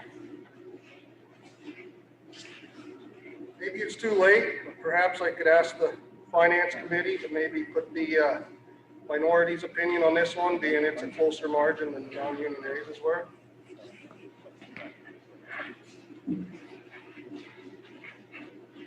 If you need to have a discussion about that, I would understand that at your meeting. So Director Knapp is asking if you could, as in years past, put the minority opinion on the Finance Committee blurb. So that is a discussion for the Finance Committee. And so I recognize the chair of the Finance Committee. I'll acknowledge the request and commit to bring the topic as an agenda item to discuss your request. Thank you. Thank you. Okay, opening it for discussion. Okay, I recognize, are you as a citizen? Yes, as a citizen. Okay. Ricky Hippler, Quaker Street. Most of you know me here. If you don't, I've been a truck mechanic all my life, been around trucks my entire life. If you go out and you look at the fleet that's parked out back here and out front, you can see the condition that it's in. I don't think anybody here would run a vehicle as long as we run our vehicles here at the town of Weare. They're held together with bubble gum and a shoestring, some of them. I know that the chairman opened up and he said that just open up the door and look at the interior. Tilt the dump body and look underneath of it. Frame rails are splitting, they're rusting to pieces. The most severe service duty of a vehicle is a plow truck. These aren't trucks that just run up and down the road doing 65 miles an hour all day. These are put in the worst environment. They're in the salt every storm. The plows are beating on the frame rails. The engine hours, again, as stated, 11,000, 12,000 hours.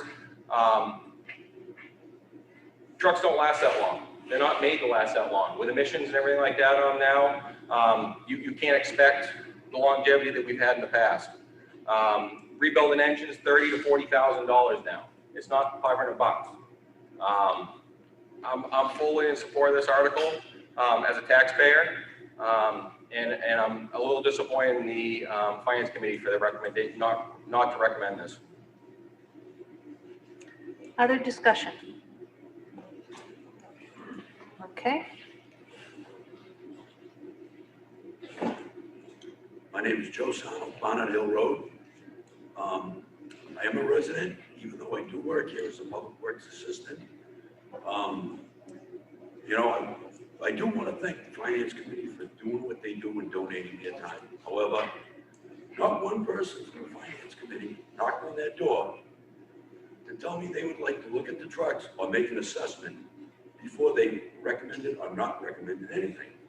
And I see the bills that come across my desk to be paid for vehicle repairs, which is ridiculous.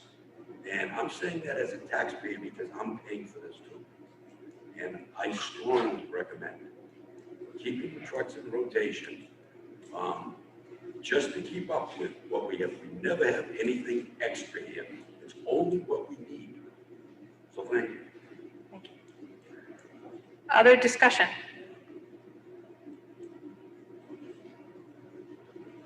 Do you want to speak to it as chair, or do you want to speak to it as a citizen?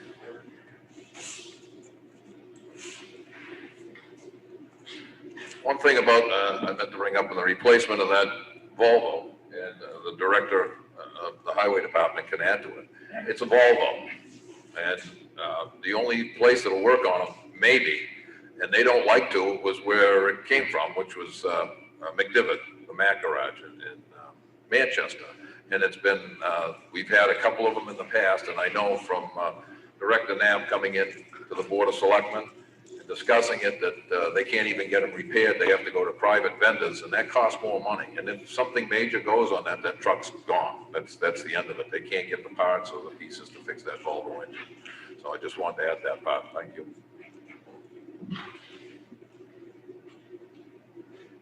Other discussion? Rochelle Kelly, Wildwood Road. Well, Tom, because you spoke to it, I'm going to see if anyone else, so that second bite. I have a question. Oh, I'm sorry. I'm like looking right at you. Go ahead, Rochelle. I apologize. Rochelle Kelly, Wildwood Road. I just have a question because I wasn't sure that, are the town vehicles exempt from the state inspections? I just assumed that by the way he described it, but I wanted to clarify. So you're asking if the plow trucks are subject to the same state inspection that other vehicles are? Correct. Okay.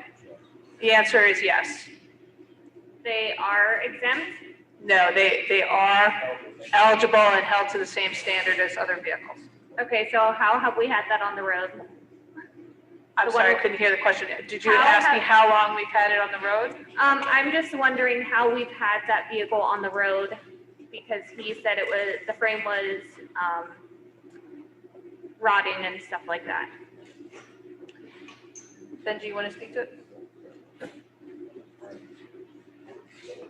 Well, your question is, how are they on the road? Is that what you said, ma'am? Yes, I'm just trying to figure out how they are on the road if they're supposed to be inspected. So, state inspection is, as all of you probably know, is you have to have your vehicles inspected. There's a long list of safety items.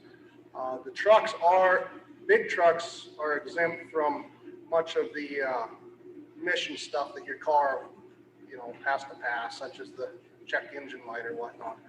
But they have to have good brakes and good tires and good windshields and things like that. And we spend the money and make sure that they'll stop and that the tires go around and around. It's just, it costs more the older they get, of course. Okay, so the frame, the actual frame being rusted, does that make it not pass inspection? It will at the point of time when it breaks. Okay. Which we've had that happen to one, and 17 grand to do it in here.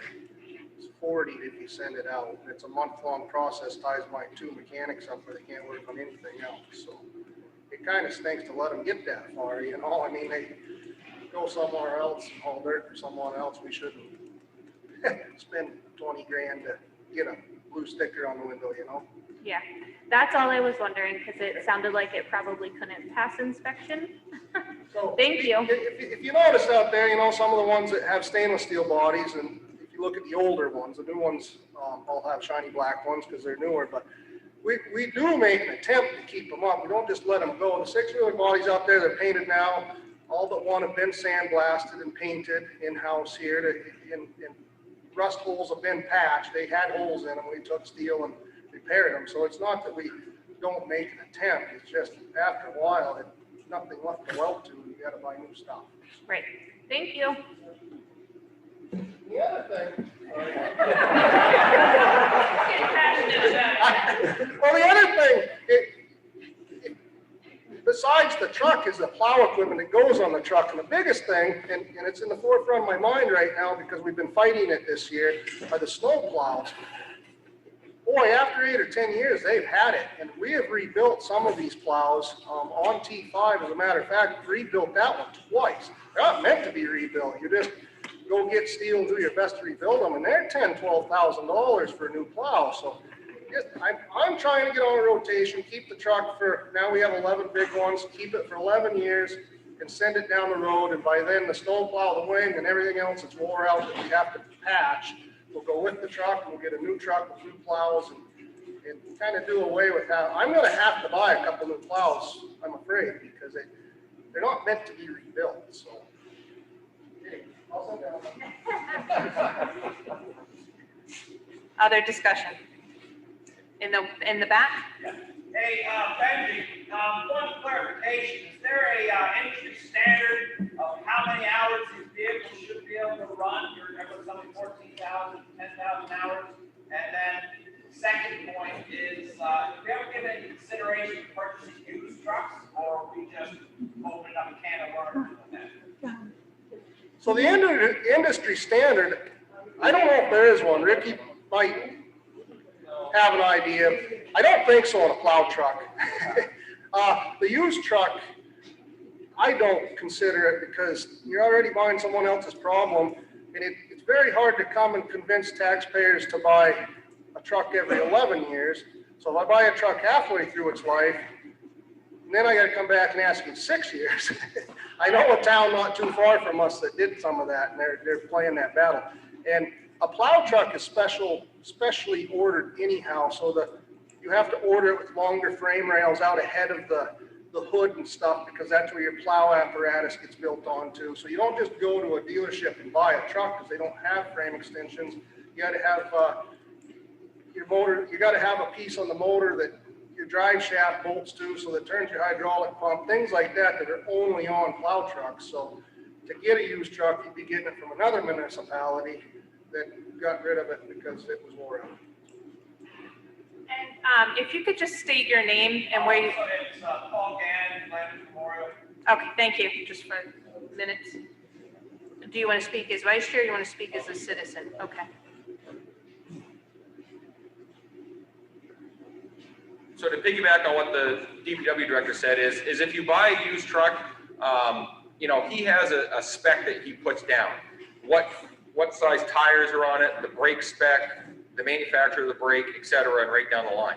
To buy a used truck, to find that same spec would be probably worse than finding a needle in the haystack in the Continental 48. The other thing too is when you make a spec that's the same year after year, your parts inventory will also go down too. So you're not buying specific parts for that one-off truck you have.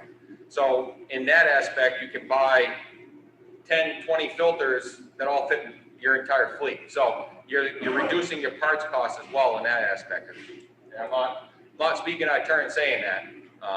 But again, a little standardization goes a long ways, and if you have to buy special tooling to work on it, you bought it for the entire fleet, not just a one-off vehicle. Sir, did you want to speak? Okay. Daniel No, Cooper, not yet. Roosevelt Road. We were talking about, he was just talking about used trucks and whatever, and they were mentioning with the police before too. So we get these vehicles and we retire them. I never see anything about where do we auction them off? Does that money get collected somewhere, and can that money be put towards a new truck? Because I never see any of that in any of these budgets. Okay, so what you're asking is if we did get rid of the truck, would we auction it off? Would that money go back into that revenue fund, or where would that money go? Correct. So when we replace a truck, with the exception of one time, and I'll talk about that, we trade it. So the dealership who sells us the new truck takes that truck in on trade, just as you would trade your car, and the value that they give us for that truck comes off the top cost of the truck. So we, in essence, we get it off the new truck. One time I opted to sell it outright, for the reason being they were not positive they could get me my new truck in time, so I didn't want to be down a truck for winter. I sold it. A couple things, a pain in the neck was having everybody come down here and want to drive it, first of all. But that money then goes in a general fund, so it doesn't go to offset my truck then. And we got $3,500 for that truck, and the Volvo I traded last year got me on the spot, but I think that was $3,000 or $3,500. So that's how long we're running them. We're taking a $200,000 truck and running it down to $3,000 value with plows and wings on it. Other discussion?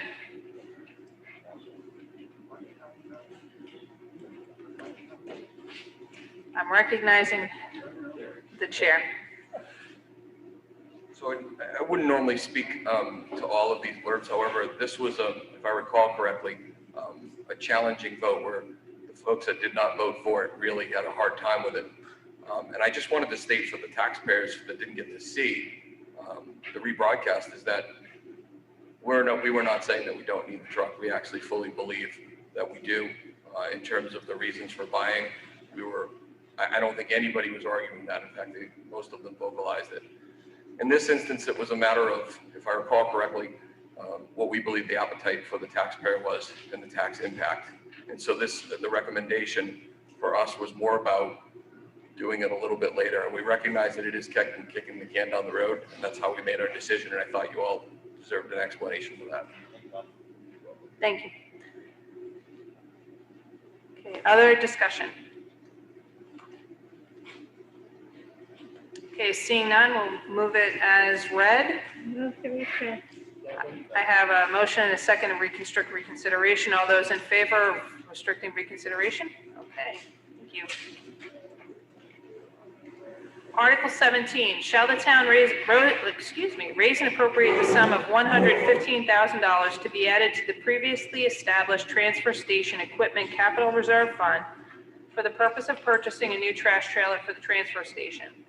The purpose is to replace an existing transfer trash trailer. It's recommended by the Board of Selectmen. The estimated tax impact is 13 cents.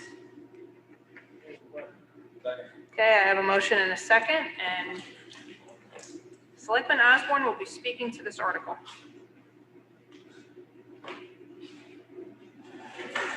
Most of you people probably might recognize me. I worked at the transfer station for over 10 years.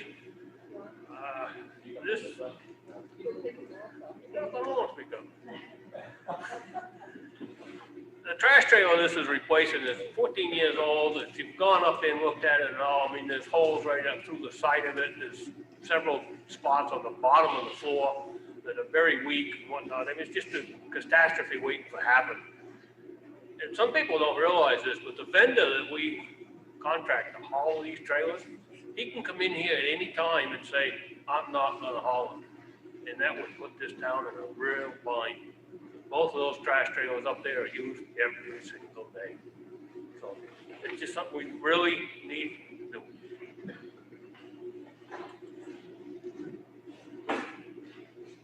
Gonna recognize Director Knapp. I don't think there's really any question on the trailer, the need of it. This particular trailer, and so the new trailer is going to have 3 axles under it. The whole reason for 3 axles is to haul legally more weight. The axle under this trailer that I'm getting rid of was one that we put in here at the highway department because it used to be a 2-axle. So that's how old it is. The only thing I want to clarify is I'm going to get another steel trailer because of cost. Stainless steel is ridiculous. I could not find, it's going to look exactly like that one in the picture, but black. So I just didn't want anybody to think I'm buying, going out and spending extra money buying aluminum or stainless. I couldn't find a black one on the interweb to save my life. So anyway, so if there's any other questions, that's fine. But.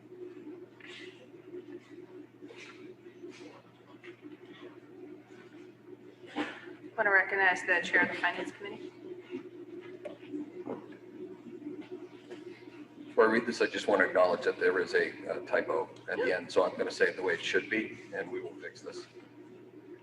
Just a word missing. So by a vote of 13-0, the committee supports this article. The transfer station has 2 trash trailers and both are critical to operations. On any given Saturday, both are needed to meet demand. The trailer being replaced is 14 years old and has extensive rust, placing it at risk for catastrophic failure. That would impact transfer station operations with no backup. Okay, open for discussion.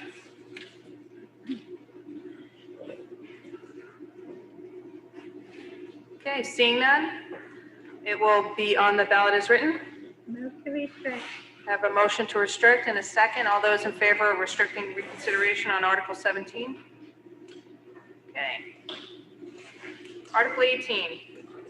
Shall the town raise and appropriate the sum of $25,000 to be added to the previously established Bridge Reconstruction Capital Reserve Fund for the purpose of erecting, repairing, and/or replacing bridges?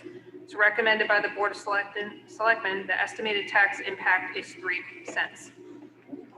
Okay, I have a motion to move in a second, and I believe Chairman Meany will be speaking to this article.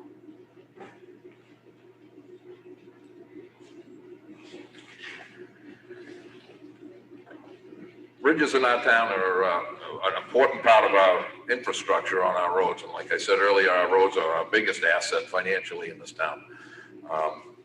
As far as our rolling stock or anything like that. The bridges are critical. They take a lot of beating. We had a temporary replacement of one on River Road, and that, according to Director Knapp, that looks like that's going to get hit again, and probably we need the money.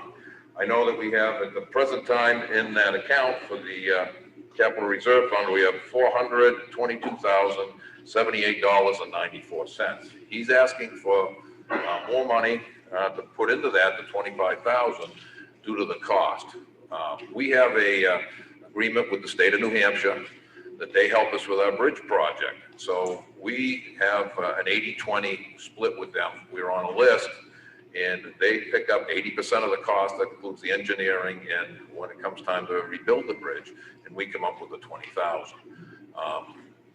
As everything else, costs go up. And if we don't have the money when they come forth to us, which we're sitting on the list right now, if they came to us tomorrow and said, this is how much we're going to cost to do that bridge with the engineering and the designs on it and the final construction, if we don't have the 20%, they say, oh, so sorry, too bad, next. They'll go to somebody else.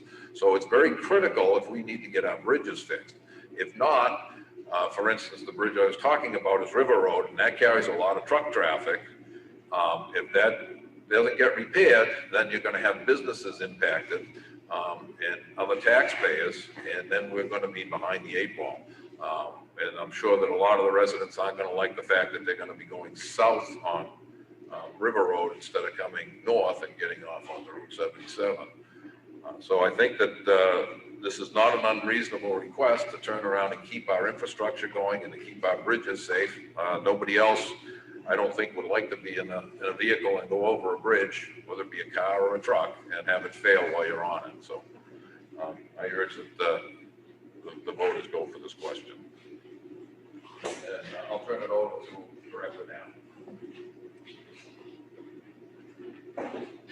So the money that's in there now, the 420,000, it was, at the time when we first started asking for that money, was the state's estimate of our 20% for the 3 red listed bridges that we have. So we anticipate a little bit of inflation by the time River Road's going to be slotted at the moment for 2026. The problem is I don't know if that's really going to happen for sure, because depends if the state has their 80% or not.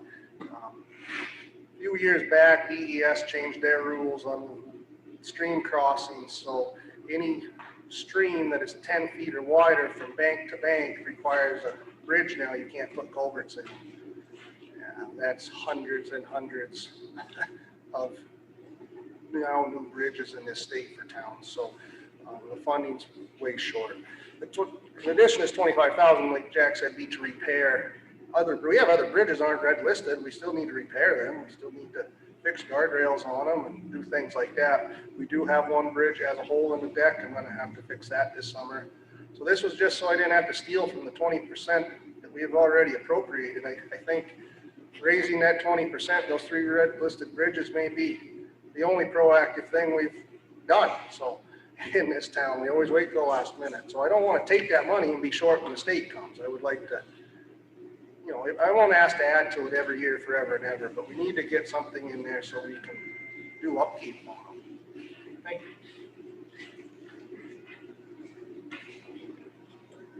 Want to recognize the chair of the Finance Committee?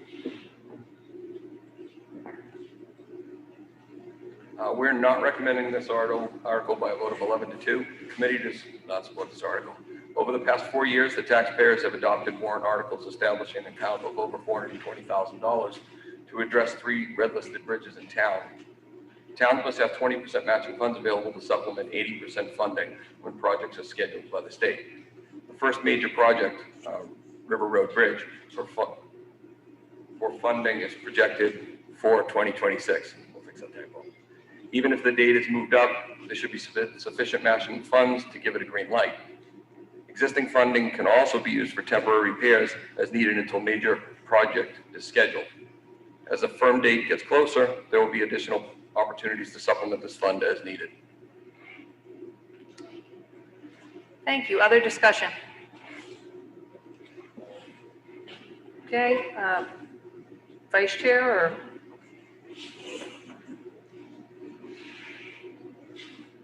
Benji, correct me if I'm wrong. The bridges are inspected every year, correct? There's nothing wrong. 6 months inspections on the red listed bridges. So to go back to Ms. Kelly's comment about the rust factor on frame rails, these bridges are inspected to make sure that they are safe to run across. The Department of Transportation makes a report on the bridge. Not too many years ago, I think it was 2015, we did the repairs to River Road Bridge. We ended up putting more support on the rotted out members that go across.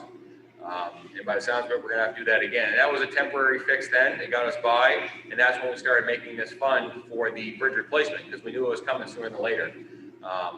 And again, I foresee, just like Director Knapp said, that there's gonna be repairs that need to be done, and that's why the cost has gone down. Obviously, it's a 25,000, but again, this is just to repair the bridges to keep them travel, be able to be traveled. That's all. It's nothing, not to replace them, just 25. Other discussion? Okay, seeing none, it will move as read. Move to restrict. I have a motion to restrict reconsideration as second. All those in favor of restricting reconsideration on Article 18? Okay.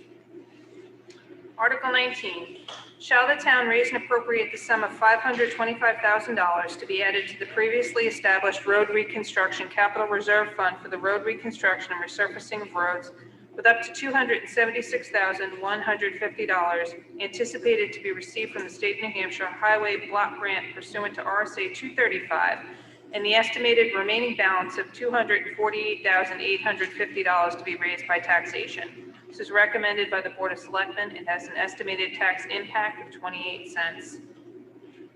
I have a motion and a second, and Selectman Osborne is going to be speaking to this article.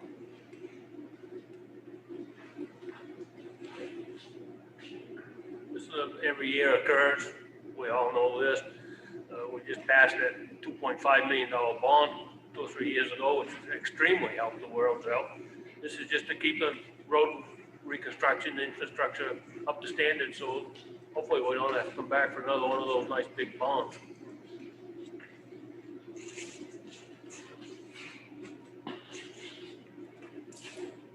I recognize Director Knapp. So this has been on the ballot every year since I remember. We do increase it periodically. I have increased it every year for the last couple of years.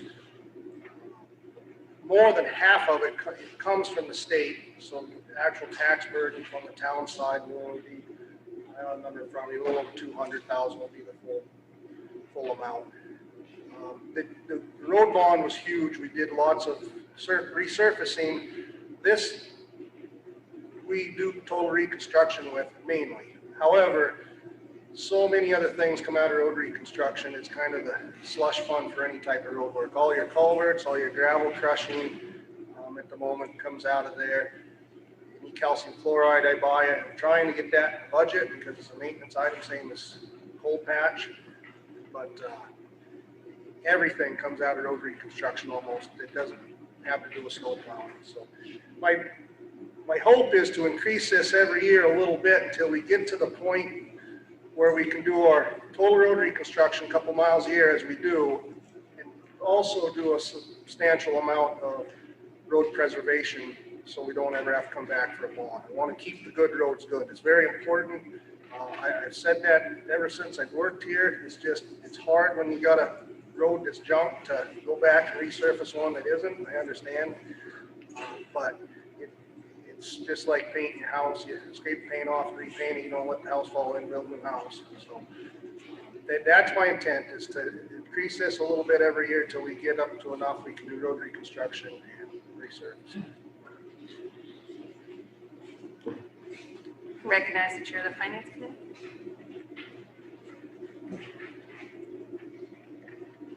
By a vote of 13-0, the committee supports this article. The 2019 road reconstruction bond has righted the ship and set us on a path to keep up with road maintenance, provided we sustain annual funding.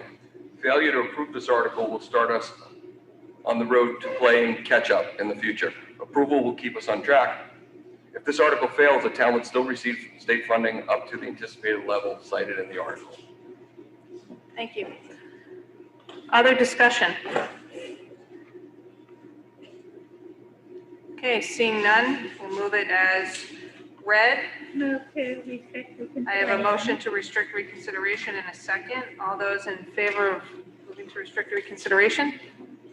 Okay, thank you. Article 20.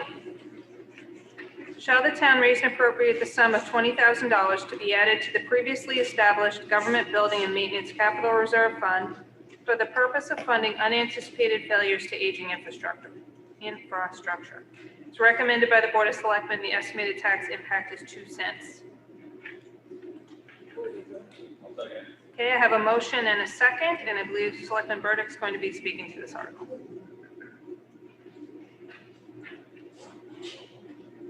This article states to add $20,000 to the previous established Government Building and Maintenance Fund. So right now, there's about $50,000 in this fund, and we would just add another 20. So if we have any issues with a boiler going down and we need to repair it, or a tree going through a roof somewhere, we have money to do that. That's all we're looking for.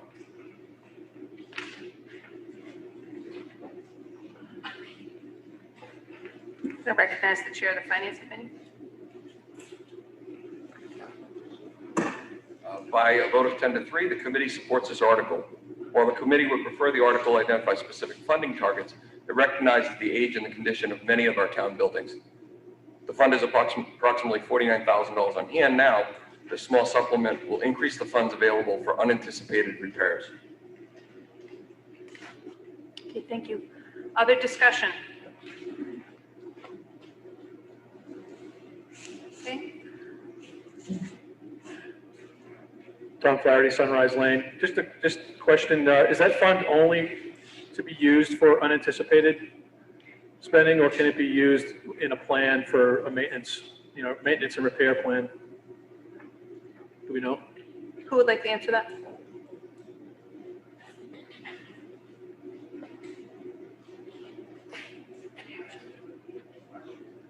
I believe the question was that this fund, can it be used just for repairs or for specific projects? Is that what generally? Is it just for emergencies, or can it be applied to a project plan? It's applied to projects and emergencies, both. Both? Yeah. All right. Something that's not in our regular operating budget, for instance, if we needed a furnace replaced, it would come out of that, or something along that line. Right, something not budgeted. Yeah. Thank you. Other discussion? Vice Chair? Okay. Citizen or Vice Chairman. In years past, to go to Mr. Flaherty's topic, we have put warrant articles on there to put money in that fund for, say, the town hall. So yes, it can be funded for planned projects, as we've attempted in the past, or reactive projects if something goes down in an emergency. Again, this fund encompasses every town building that we have, the library, the stone building, etc. It encompasses all of them. So I'm sure anybody that's put a furnace in recently knows it's a few thousand plus to put it in. So the safety net that in my tenure on the board has always been the $50,000 number. We didn't want to go under that. We always wanted to be a little bit on the plus side of that moving forward into the next fiscal year. So the 20,000 will suffice that number. Other discussion? Okay, I see some in the back. Janice Matthews from Woodbury Road. What's our approximate spending out of that fund per year for unanticipated items? So are you asking for a general amount of General, what yeah. the unanticipated costs have been for the town buildings over the last year or the year before? Yeah, anything coming out of that fund that's unanticipated. Okay. Beth, did you hear that question? Okay.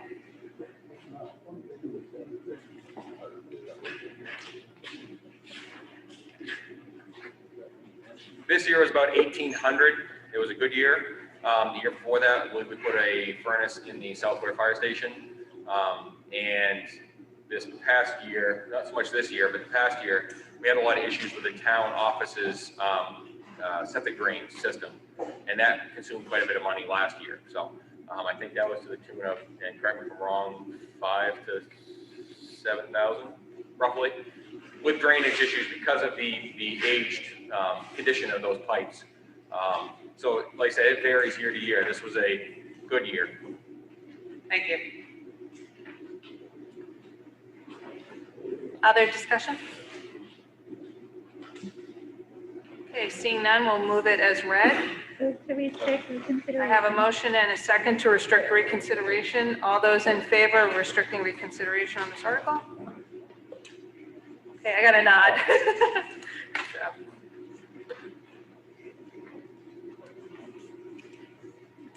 Shall the town raise and appropriate the sum, this is Article 21, I apologize. Shall the town raise and appropriate the sum of $10,000 for cemetery improvements and fund this appropriation by authorizing the withdrawal of said sum from cemetery trust funds Cypress account recommended by the Board of Selectmen. Estimated tax impact is 0. I'm sorry, I was looking at an easel taking flight in the back of the room, so. I have a motion and a second, and I believe Selectman Burdick is speaking to it.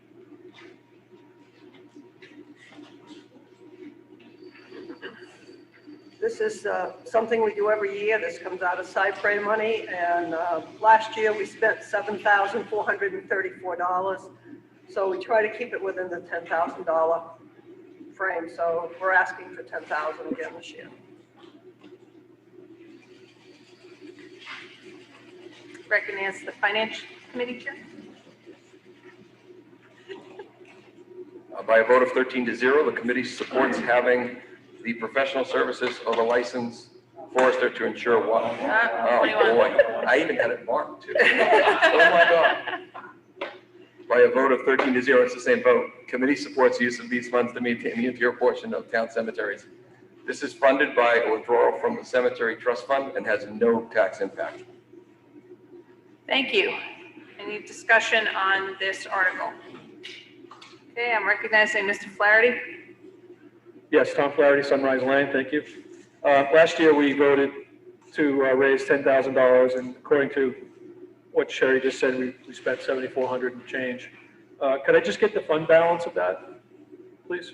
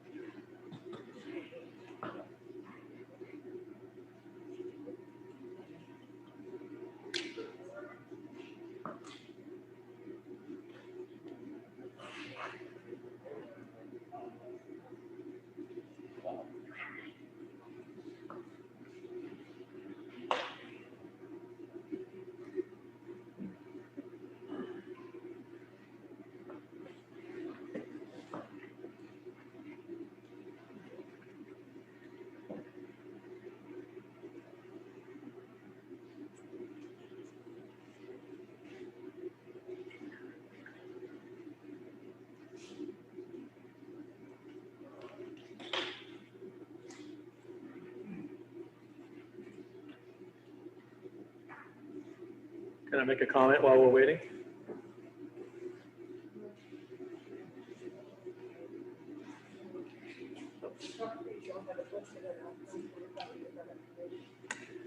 The trustees don't have that listed, so we'll have to get that information to you, Mr. Flaherty. Okay, thank you. Just a quick comment, if I could. This is the third time that someone's asked for a fund balance. It might be helpful if there was and if it's here, I apologize, if there was a fund balance listing somewhere so that we don't have to keep asking that question. It might be helpful in the future. Okay, so it sounds like you're making a suggestion to include fund balance on the documents when we prepare. On the warrant article itself, perhaps, yeah. Thank you. Other discussion? Mr. Campani, you're standing, are you just stretching? Okay. All right, seeing none, we will move it as read. Move to restrict. I have a motion to reconstruct and a second. All those in favor of restricting reconsideration on Article 21? Okay. Article 22. Shall the town raise and appropriate the sum of $30,000 to allow the Conservation Commission to secure contracted services with a licensed forester for forestry services, including plan updates, harvest layout, harvest management, forest inventory, invasive species control, and other related services, and fund this appropriation by authorizing the withdrawal of that sum from the town forest account. Recommended by the Board of Selectmen, the estimated tax impact is 0, and Chairman Meany.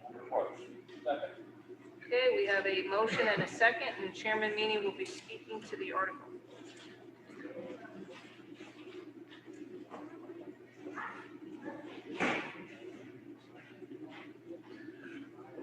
This fund is to pay for a forester to come in and see how we're managing our land, check the town land that we have. Also to turn around and check for any type of things that we have to do to keep our land fit and be able to be used by people in town. It's your land, shouldn't just say it's the town's land. It also covers the invasive species, anything like that that needs to be taken care of. And they do that on a regular basis, and that's what this is here to fund. And as it says, there is no impact that comes out of their forestry fund. And to answer the question before it gets asked, Right now, in the forestry fund, there is $157,992.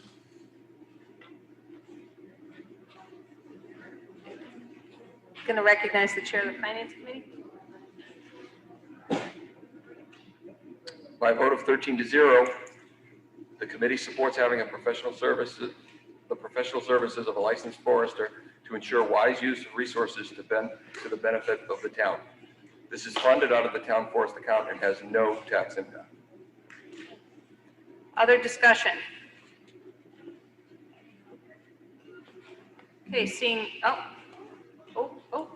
Mr. Flaherty, are you speaking to this? Yes, please. Okay, go ahead, sir. Last year, it says no tax impact, but we have a fund balance of $157,000. Thank you, Chairman Meeting. Last year, we raised $25,000 for this fund. Is this something where we're spending the money that we're raising every year? It's a pretty high balance, but I'm just wondering what the level point of the fund is, because there is a tax impact as we're raising money eventually to replenish the fund. So just curious what the balance point is on this. If it's on the slide, I can't read that, sorry. You want to speak to it? Okay. Yeah, the money that goes into that fund, it comes out of the current use taxes that are collected. And that's where they get their money from.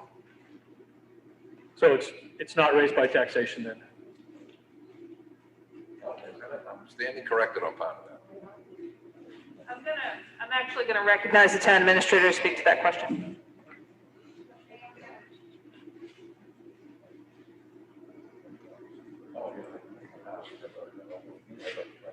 Sorry, Naomi Bolton.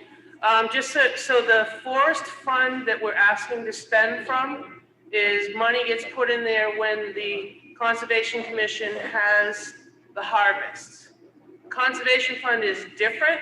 Conservation fund is another fund that the conservation has the right to use to do things, but that comes from 25% of the 75% of the current use penalties that are paid go into the conservation fund. So we're talking two different funds. What you're looking at $157,000 is the balance, and I'll state it right now before we go any further. If you add this one and the next one, there's not enough money to do what we want. There is a planned harvest scheduled for this year, so that would put money back into the conservation, into the town forest fund, allowing them to hire the forester, as well as fund a purchase if something was to come up this year. Right now, we've got a purchase and sales on a piece from last year's money, so we've purchase ordered out.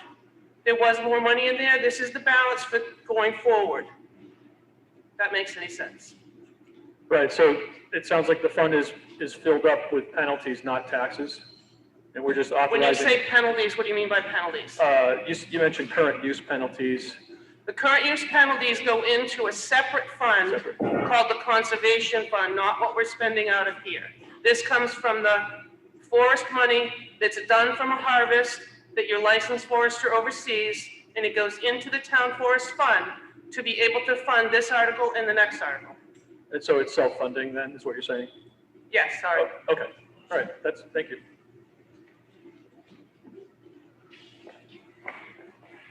Other discussion? Okay, seeing none, going to move that as read. Move to restrict reconsideration. I have a motion and a second to restrict reconsideration on Article 22. All those in favor? Okay.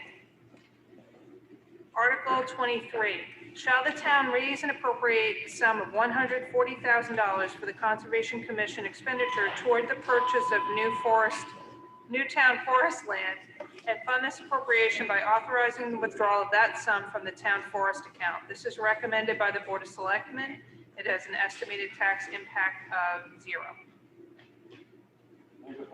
Okay, I have a motion and a second, and it looks like Chairman Meany will be speaking to this one as well. I want to apologize for the last information. My notes were not correct that I was reading from. So this one here in the conservation land is town administrator stated that we're in the process. We have a purchase and sales agreement for some land to close off a final piece that's adjoining some of our town land on Toby Hill Road. And that comes out of the $157,992 in that fund. And that part is raised from the current use penalty tax. So, and as it stated, it has no impact on the tax.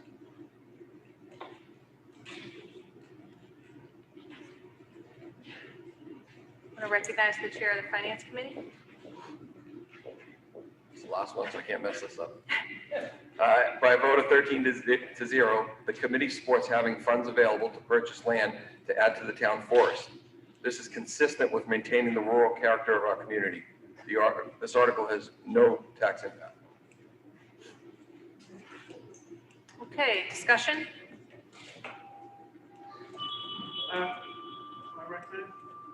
Can you please state your name and your address? Gary Hopper, Buxton School Road. So my question is, these things keep coming up every year.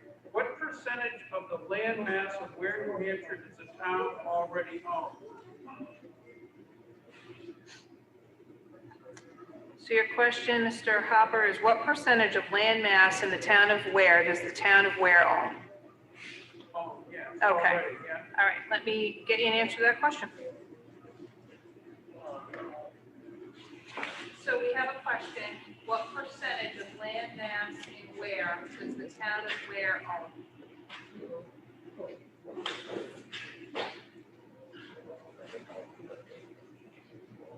I believe that we are working on that answer, Mr. Hopper.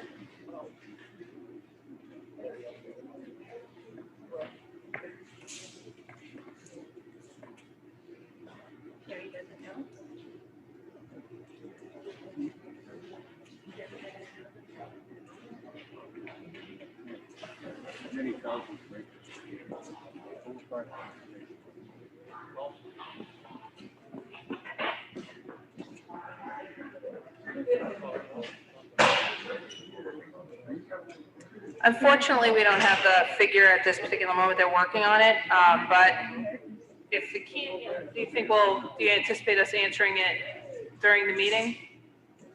Naomi? Okay.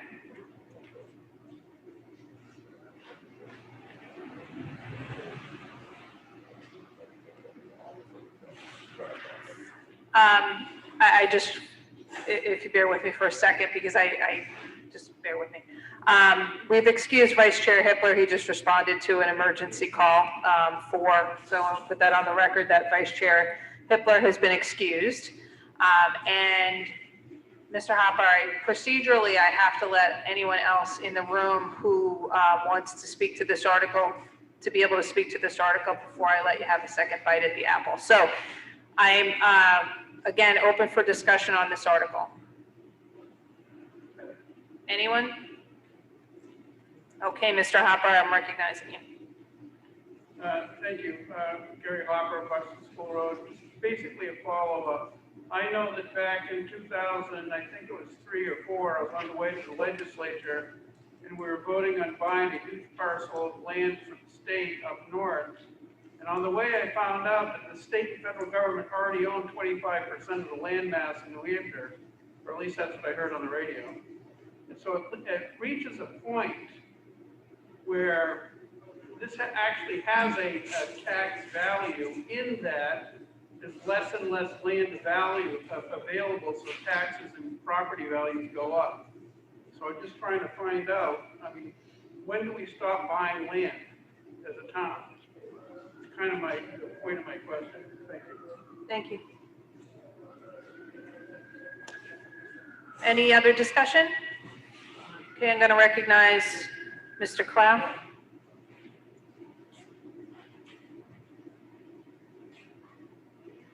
Tom Clow, 125 Concord Stage Road. I'm very much a proponent of conservation land. It falls into 2 categories. The town doesn't always own it. Sometimes an easement is purchased easement is purchased, the owner agrees to not develop the land through the easement, but at the same time, taxes are continued to be paid on that land. It can be bought or sold, but it cannot be developed. For example, there's land on East Road that's like that will be under a conservation easement forever, but it still generates taxes. So there are two parts of this here. I understand what the previous speaker was saying, but there's land that doesn't belong to the town that can also be conservation. Thank you. Thank you. Other discussion on this article? Okay, hearing none, I'm going to move it as read. Move to read read. I'm hearing that we may have an answer to that question, so they're doing math calculations behind me, so I try not to mess with that because that's not my strong suit. I don't want to restrict reconsideration of discussion because we're going to get an answer on that. So, okay, I want to recognize Town Administrator. Thank you. We had to find the MS form. So what we did, it's close as we can get, Gary. There's 6,891.34 acres that is on the MS form, as close as I can get without bringing up the map. That's exempt. What that means is state-owned, town-owned, conservation land, other land that the town has or that's exempt. And then the non-exempt is 29,953.07 acres. So if you divide the two, I come up with 23%. Around 23% is exempt. Yep. We can give you the breakdown of that. I just can't do it down here on my phone. If you need conservation, state, town, whatever, easements, we can break that down, which I can do and announce Monday night if you'd like. I was just trying to get a rough idea of, when you, the saturation point, that you become a, Yeah, so typically what they're looking at buying, Gary, is there's always been that discussion of taking things off the tax roll. The piece that we're looking at is, that we have under purchase and sales now, is 116 acres, but it's all backland, and the tax bill's all in current use because there's no frontage. So the tax bill's maybe a couple $100, but it's all land that's backed by the Fair and Pond area, and what it does is it makes a 500-acre parcel that the town owns. yeah, thank you. I'll entertain a motion now, Clerk Bilodeau, and a second. So that article's moved to restrict or consideration. All those in favor? Okay, moving right along. Article 24, to see if the town will vote to enact a noise ordinance restricting the use of tannerite or any other type of binary rifle target within a residential area that results in potent explosion. So it's by petition. So who is my petitioner? Sir, I want to recognize you. So, oh, it's been moved. It's been seconded. And so if you could please state your name, your address, and then go ahead and present your article. My name is Phil McManus, 67 Woodinville Road. I come before you today. You hear me? You have to probably, yep, move it to you and then come in on it a little bit. You can kick the waves away from me. Can you hear me now? Phil McManus, 67 Woodinville Road. I come before you today out of necessity and concern with regard to the health and well-being of our residents and pets. The concern I'm referring to is a product called tannerite, how it's being used, where it's being used. Tannerite is an exploding target that alerts the shooter of a rifle that shoots high-velocity rounds that the target has been struck. The manufacturer recommends various mixed amounts depending upon the distance of the target. Let me clarify that this is a noise ordinance specifically for binary exploding targets only.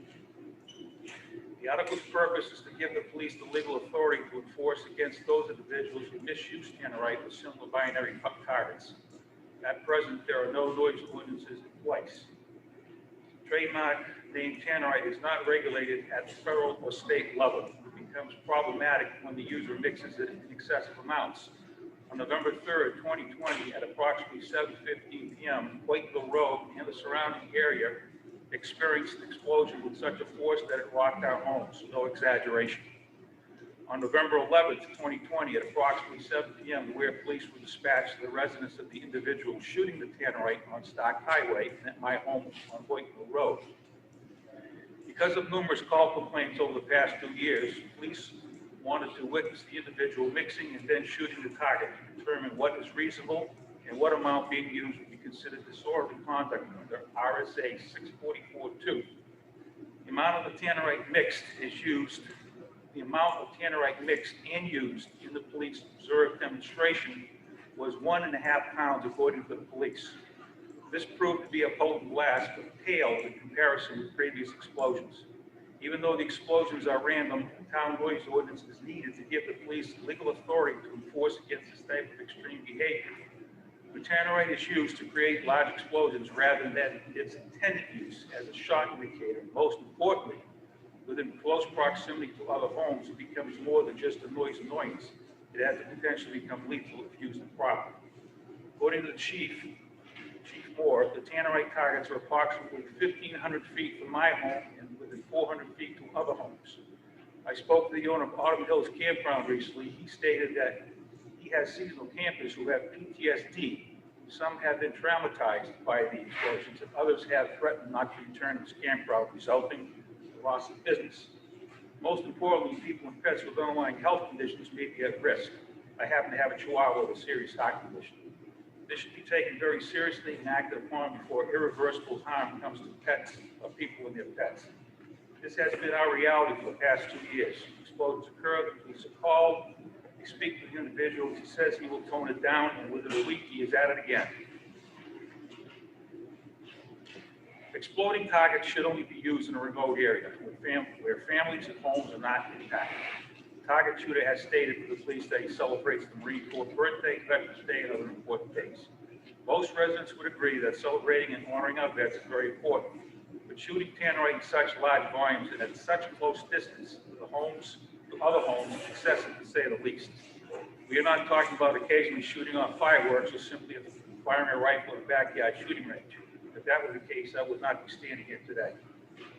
Freedom of property ownership does have its limits if you infringe on the freedom and rights of another homeowner's peace and tranquility, as even the manufacturer of Tannerite has suggested. I expect there will be pushback from people who are not impacted, but the experience of a sound wave and concussion equal to dynamite walking their home would definitely get their attention if they were the next door neighbor. We as homeowners must deal with certain annoyances and disturbances that he or she doesn't enjoy, such as loud traffic, a chainsaw, a neighbor's dog, loud voices. These are customary interferences the land user suffers in an organized society. A Tannerite explosion, however, is intense and excessive, especially when it shakes your home. This goes way beyond what is considered customary interferences. I have spoken to a former selectman of the town of Weare recently who has said an overwhelming majority of the residents he has spoken to will go a step further and ban Tannerite altogether. He said if I took the initiative to send out town-wide mailing advocating for a ban on this product, there would be a significant amount of signatures opposed to its use. During the 2015 deliberative session, there was a debate on Article 34. Shall the town authorize the Board of Selectmen to adopt a noise ordinance which regulates unreasonable noise or take any action in relation to thereto? And here we are, 5 years later, without a resolution, still kicking the can down the road. If we don't enact a noise ordinance, then others will be tempted to use the Tannerite the same way, and before you know it, the town of Weare will sound and feel like a war zone, and I assume many lawsuits will follow, pitting neighbor against neighbor. In closing, let me be perfectly clear about one thing. This petition is not in any way politically motivated, and it is not intended to challenge anyone's Second Amendment rights. I believe everyone has the right to gun ownership. I own a gun myself. I also believe all homeowners should have the right to use their property as they see fit. Common sense and respect should prevail. Unfortunately, in this situation, this homeowner has crossed the line. Instead of being respectful and considerate of others, he chooses to be inconsiderate and excessive in his behavior. Thank you for hearing my concerns. Thank you. I believe Chief Moore wanted to speak to this article. Yes, I do. Just because the actual proposal wasn't coordinated with us, the actual proposal as written, we wouldn't be able to enforce it because it specifies Canaanite rather than just a noise ordinance. And I'll give you an example. It would also greatly enhance the cost to the taxpayers. For us to prosecute an offense, should it be written up as an actual law being broken, we would have to prove that it was Canaanite. Meaning that if we had an uncooperative homeowner, we'd have to go get a search warrant, we'd have to gather evidence, we'd have to submit that evidence to a private laboratory because there's no way the state would even test this for us. They don't even test low amounts of felony narcotics because they're so backlogged. So we'd have to contract with a private laboratory, and I'm guessing that would be somewhere between $500 and $1,000 per offense, just based on what I've seen we get back in my last department. Also, when you're talking about explosives, you're probably having to bring in state resources who are familiar with explosives in case someone's unexploded. You would have to take certain safety precautions. No problem with us enforcing a general noise ordinance should the town decide that that's what they want. We'd be more than happy to do that, but this is, as it's written, it's not enforceable by us, and it put us in a very bad position if it were passed. Thank you.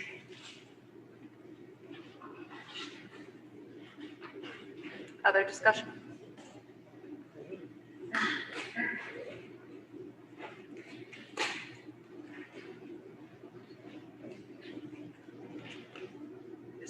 Derek Windsor, 244 South Stark Highway. I'll start off by saying the Tannerite issue notwithstanding, I do support the spirit of this article. We certainly felt the impact of these potent explosions as they're described in the article numerous times in recent months. Literally the whole house shakes, and it's very startling because we also don't know when they're coming. So it has become a quality of life issue.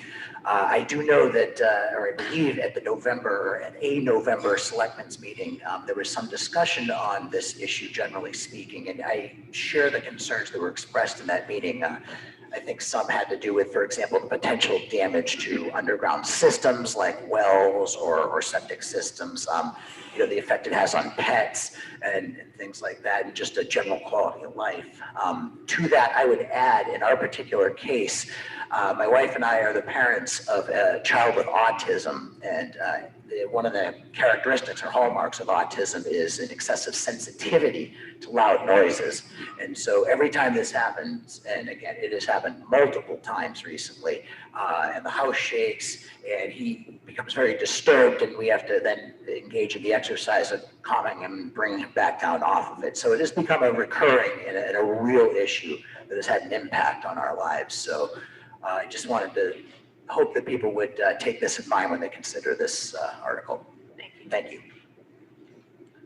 Other discussion? Thank you. Tom Flaherty, Sunrise Lane. I think what the chief was alluding to was that, as written, this violates state RSA 159.26, which prohibits municipalities from enacting ordinances related to firearms. This is clearly a firearms-related article. So I would say, on its face, it's an illegal petition. I would also say that if the folks who have these issues haven't talked to the individual directly, that's what I would do first. And if they haven't, they should. Just my opinion. Thank you.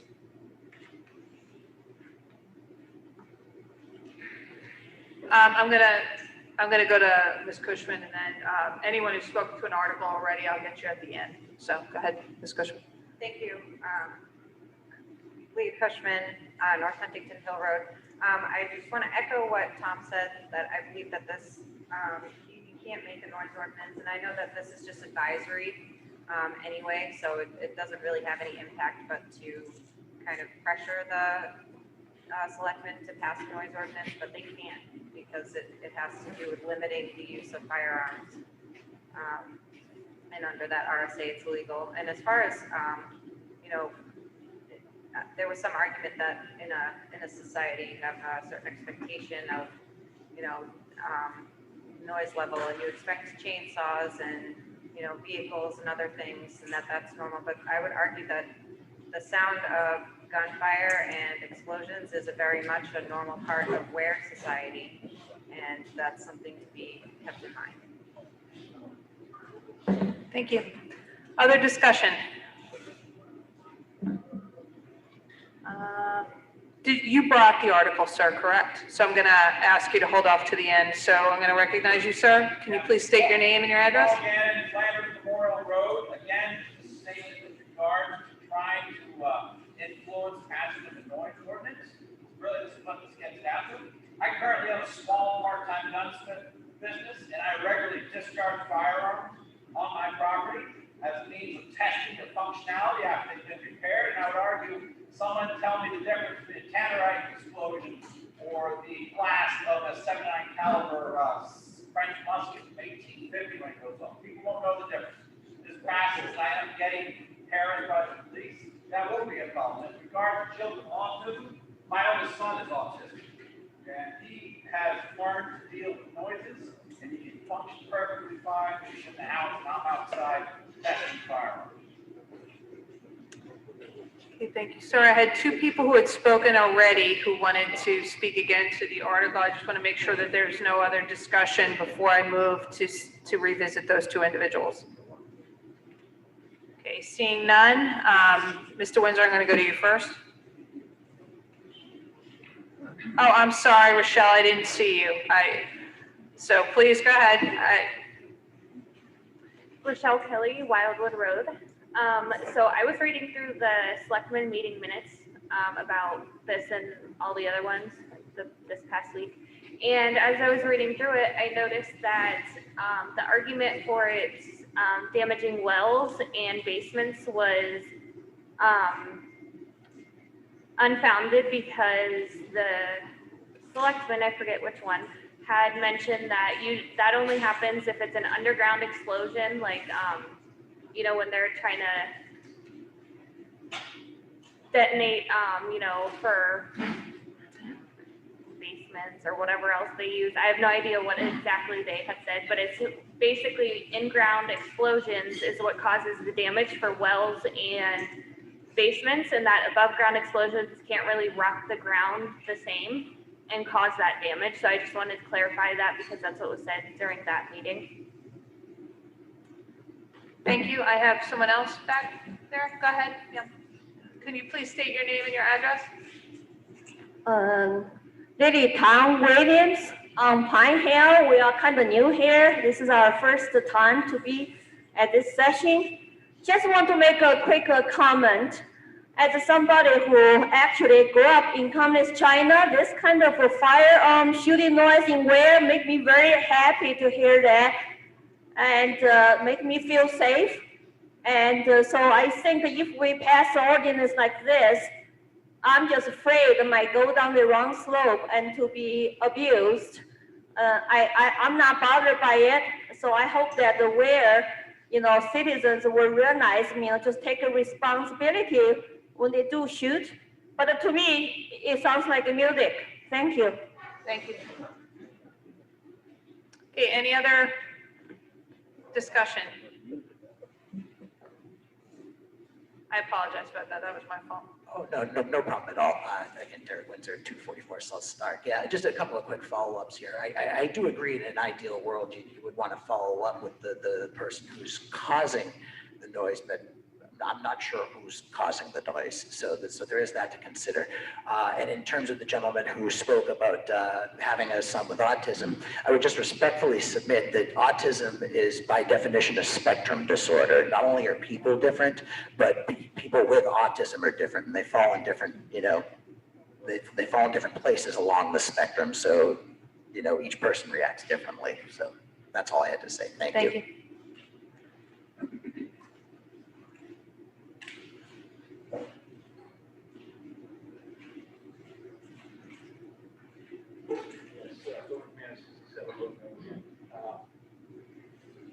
This ordinance that I propose, this ordinance that I have proposed is not about restricting firearms or shooting a gun. It's specifically for people who misuse the product tannerite.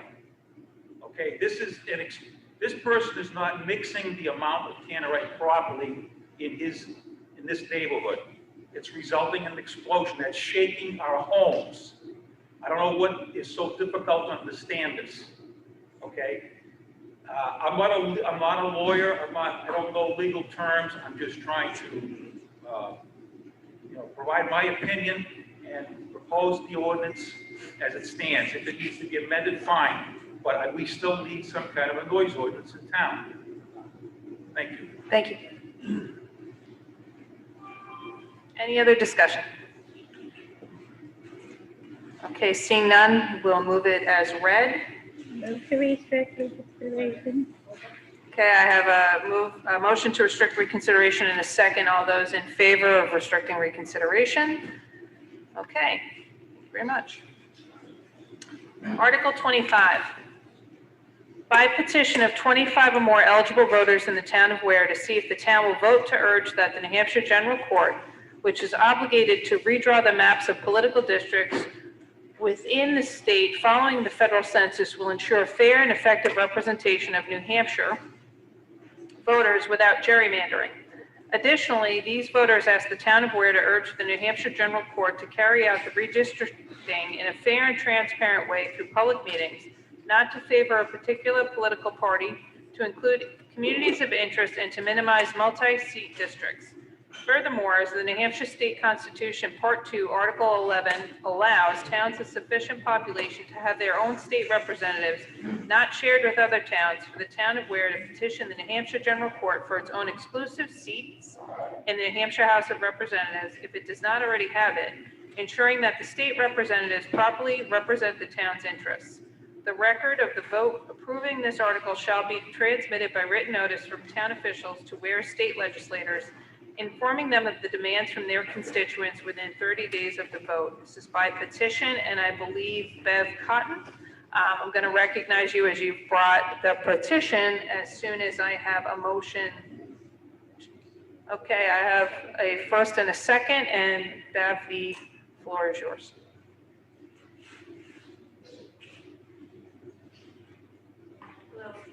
Thank you for the opportunity to speak to this today. My name is Bev Cotton, and I live on Colby Road in Ware. Ma'am, they're going to have, yeah, if you can project, if you get right up on the microphone, I've been doing it.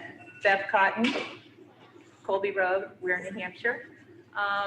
This is a nonpartisan effort. Every 10 years, the states take on the redrawing of their political maps after the U.S. Census has been completed.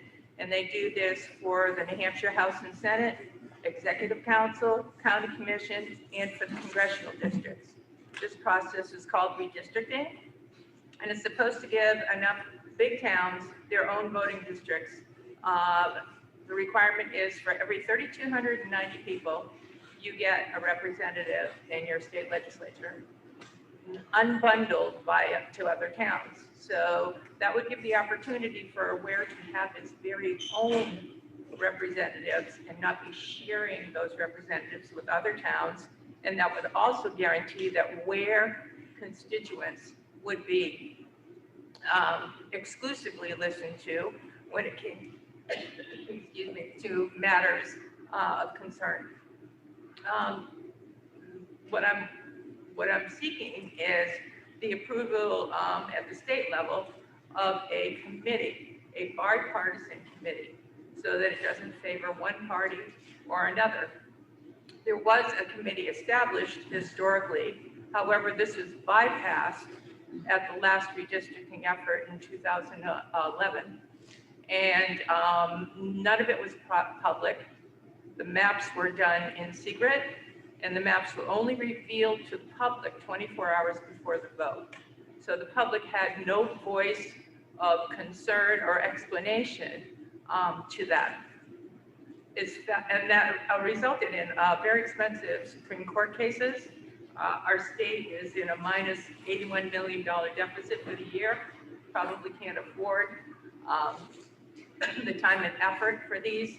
So we think that the effort of putting together a committee that would serve in a bipartisan fashion comprised of equal numbers of every party to work on these, develop maps, hold public forums, and then bring them forward to the legislature to be voted on. This is non-binding resolution, so what this would do is it would be information that would be taken forward representing the voices of the constituents of Weare, New Hampshire, along with other towns in the state. And those voices would hopefully be heard in support of a nonpartisan redistricting commission. Right now, we have a Republican legislature. In the future, it may be a Democratic legislature. Everybody's concerned about the other party rigging the drawing of the election maps, gerrymandering, to favor them. This would help to put aside a lot of that potential favoring and make it a more fair and transparent process. So that is the crux of the matter, and I hope you would give it your consideration. And thank you for the opportunity to raise this issue and to speak to that today. I appreciate that. Thank you. Okay, discussion. Okay, I have some folks in the back. So you stood, sir, were you? No? Okay. All right, Mr. Hopper. Thank you for letting me speak. Gary Hopper, Buxton School Road. I just wanted to give context to this. In 2000, when I first ran, Weare had its own state representatives. I was elected, and it was just Neil Kirk and I as state legislators. 2001, we redistricted again because that's what we do every 10 years. And the Democrats didn't like how the districts were laid up, so they took it to the Supreme Court. The Supreme Court decided to redistrict the state of New Hampshire, and that's when we ended up with the huge districts where Neil and I were lumped in with Goffstown as one giant district. After that, I think it was 2003 or 4, Neil introduced a constitutional amendment to the best of their ability to make sure that small towns like Weare get their own state representatives. And that was passed into the Constitution. But functionally, I understand the intent of this Article 25, but in practical matter, it I think will have little, if any, effect. The reason is because if they appoint because we had this vote last year or the year before about a special commission or committee to redistrict people. The problem with that is the Constitution clearly says the House shall redistrict itself. So you can't have, even if you have a committee, all it is a recommendation, and the House is going to do what it does anyway. Secondarily, the premise that this commission is going to be nonpartisan is, I think, naive at best, because the people on that commission or committee will be appointed by politicians, and they will try to stack that committee the way they want it to get the results they want. So I understand the intent, but I don't see that there's any advantage to voting for this, because the House is still going to have to vote to redistrict itself. I know that we do our best to try to get small towns representation. I don't like the fact that Deering doesn't have their own state representative any more than people in Deering do. I think it's unfair to them to be represented by people from Weare, but it is what it is. But I think the legislature does do a pretty good job of trying to make sure small towns are represented. Thank you. Thank you. Other discussion? I'm going to recognize Leah. Hi, Leah Cushman, North Huntington Hill Road. I want to also echo Gary's comments. The Democrats had control of the House last year, and they brought forth a bill to make this redistricting commission or committee, and it was vetoed by the governor. That's in our Constitution, that's the process. I don't know if this kind of warrant article was brought up 10 years ago in 2010 to ask for the same thing, but it's not, it really has no impact, so kind of pointless. That's all. Thank you. Thank you.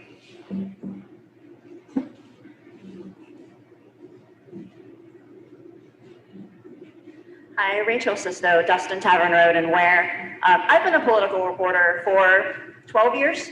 And those of you who think I look a little young for that, yeah, I started when I was 16.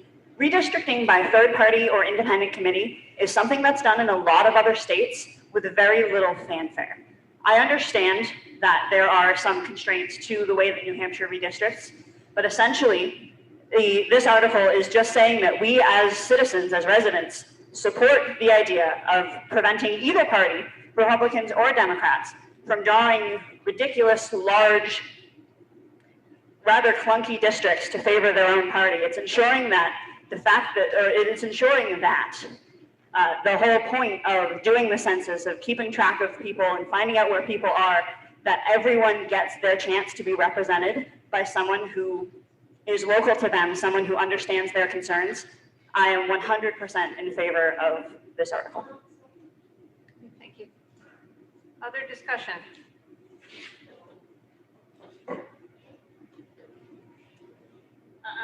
That being talked to me? Okay. Anyone else? Okay, seeing no one, that will be on the ballot as read.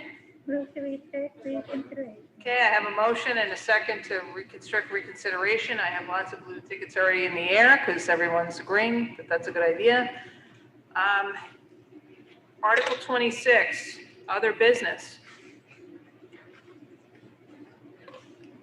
Okay, with that concludes our broadcast day. I have a motion to adjourn our deliberative session. I have a second. All those in favor? Have a good day. Thanks for coming.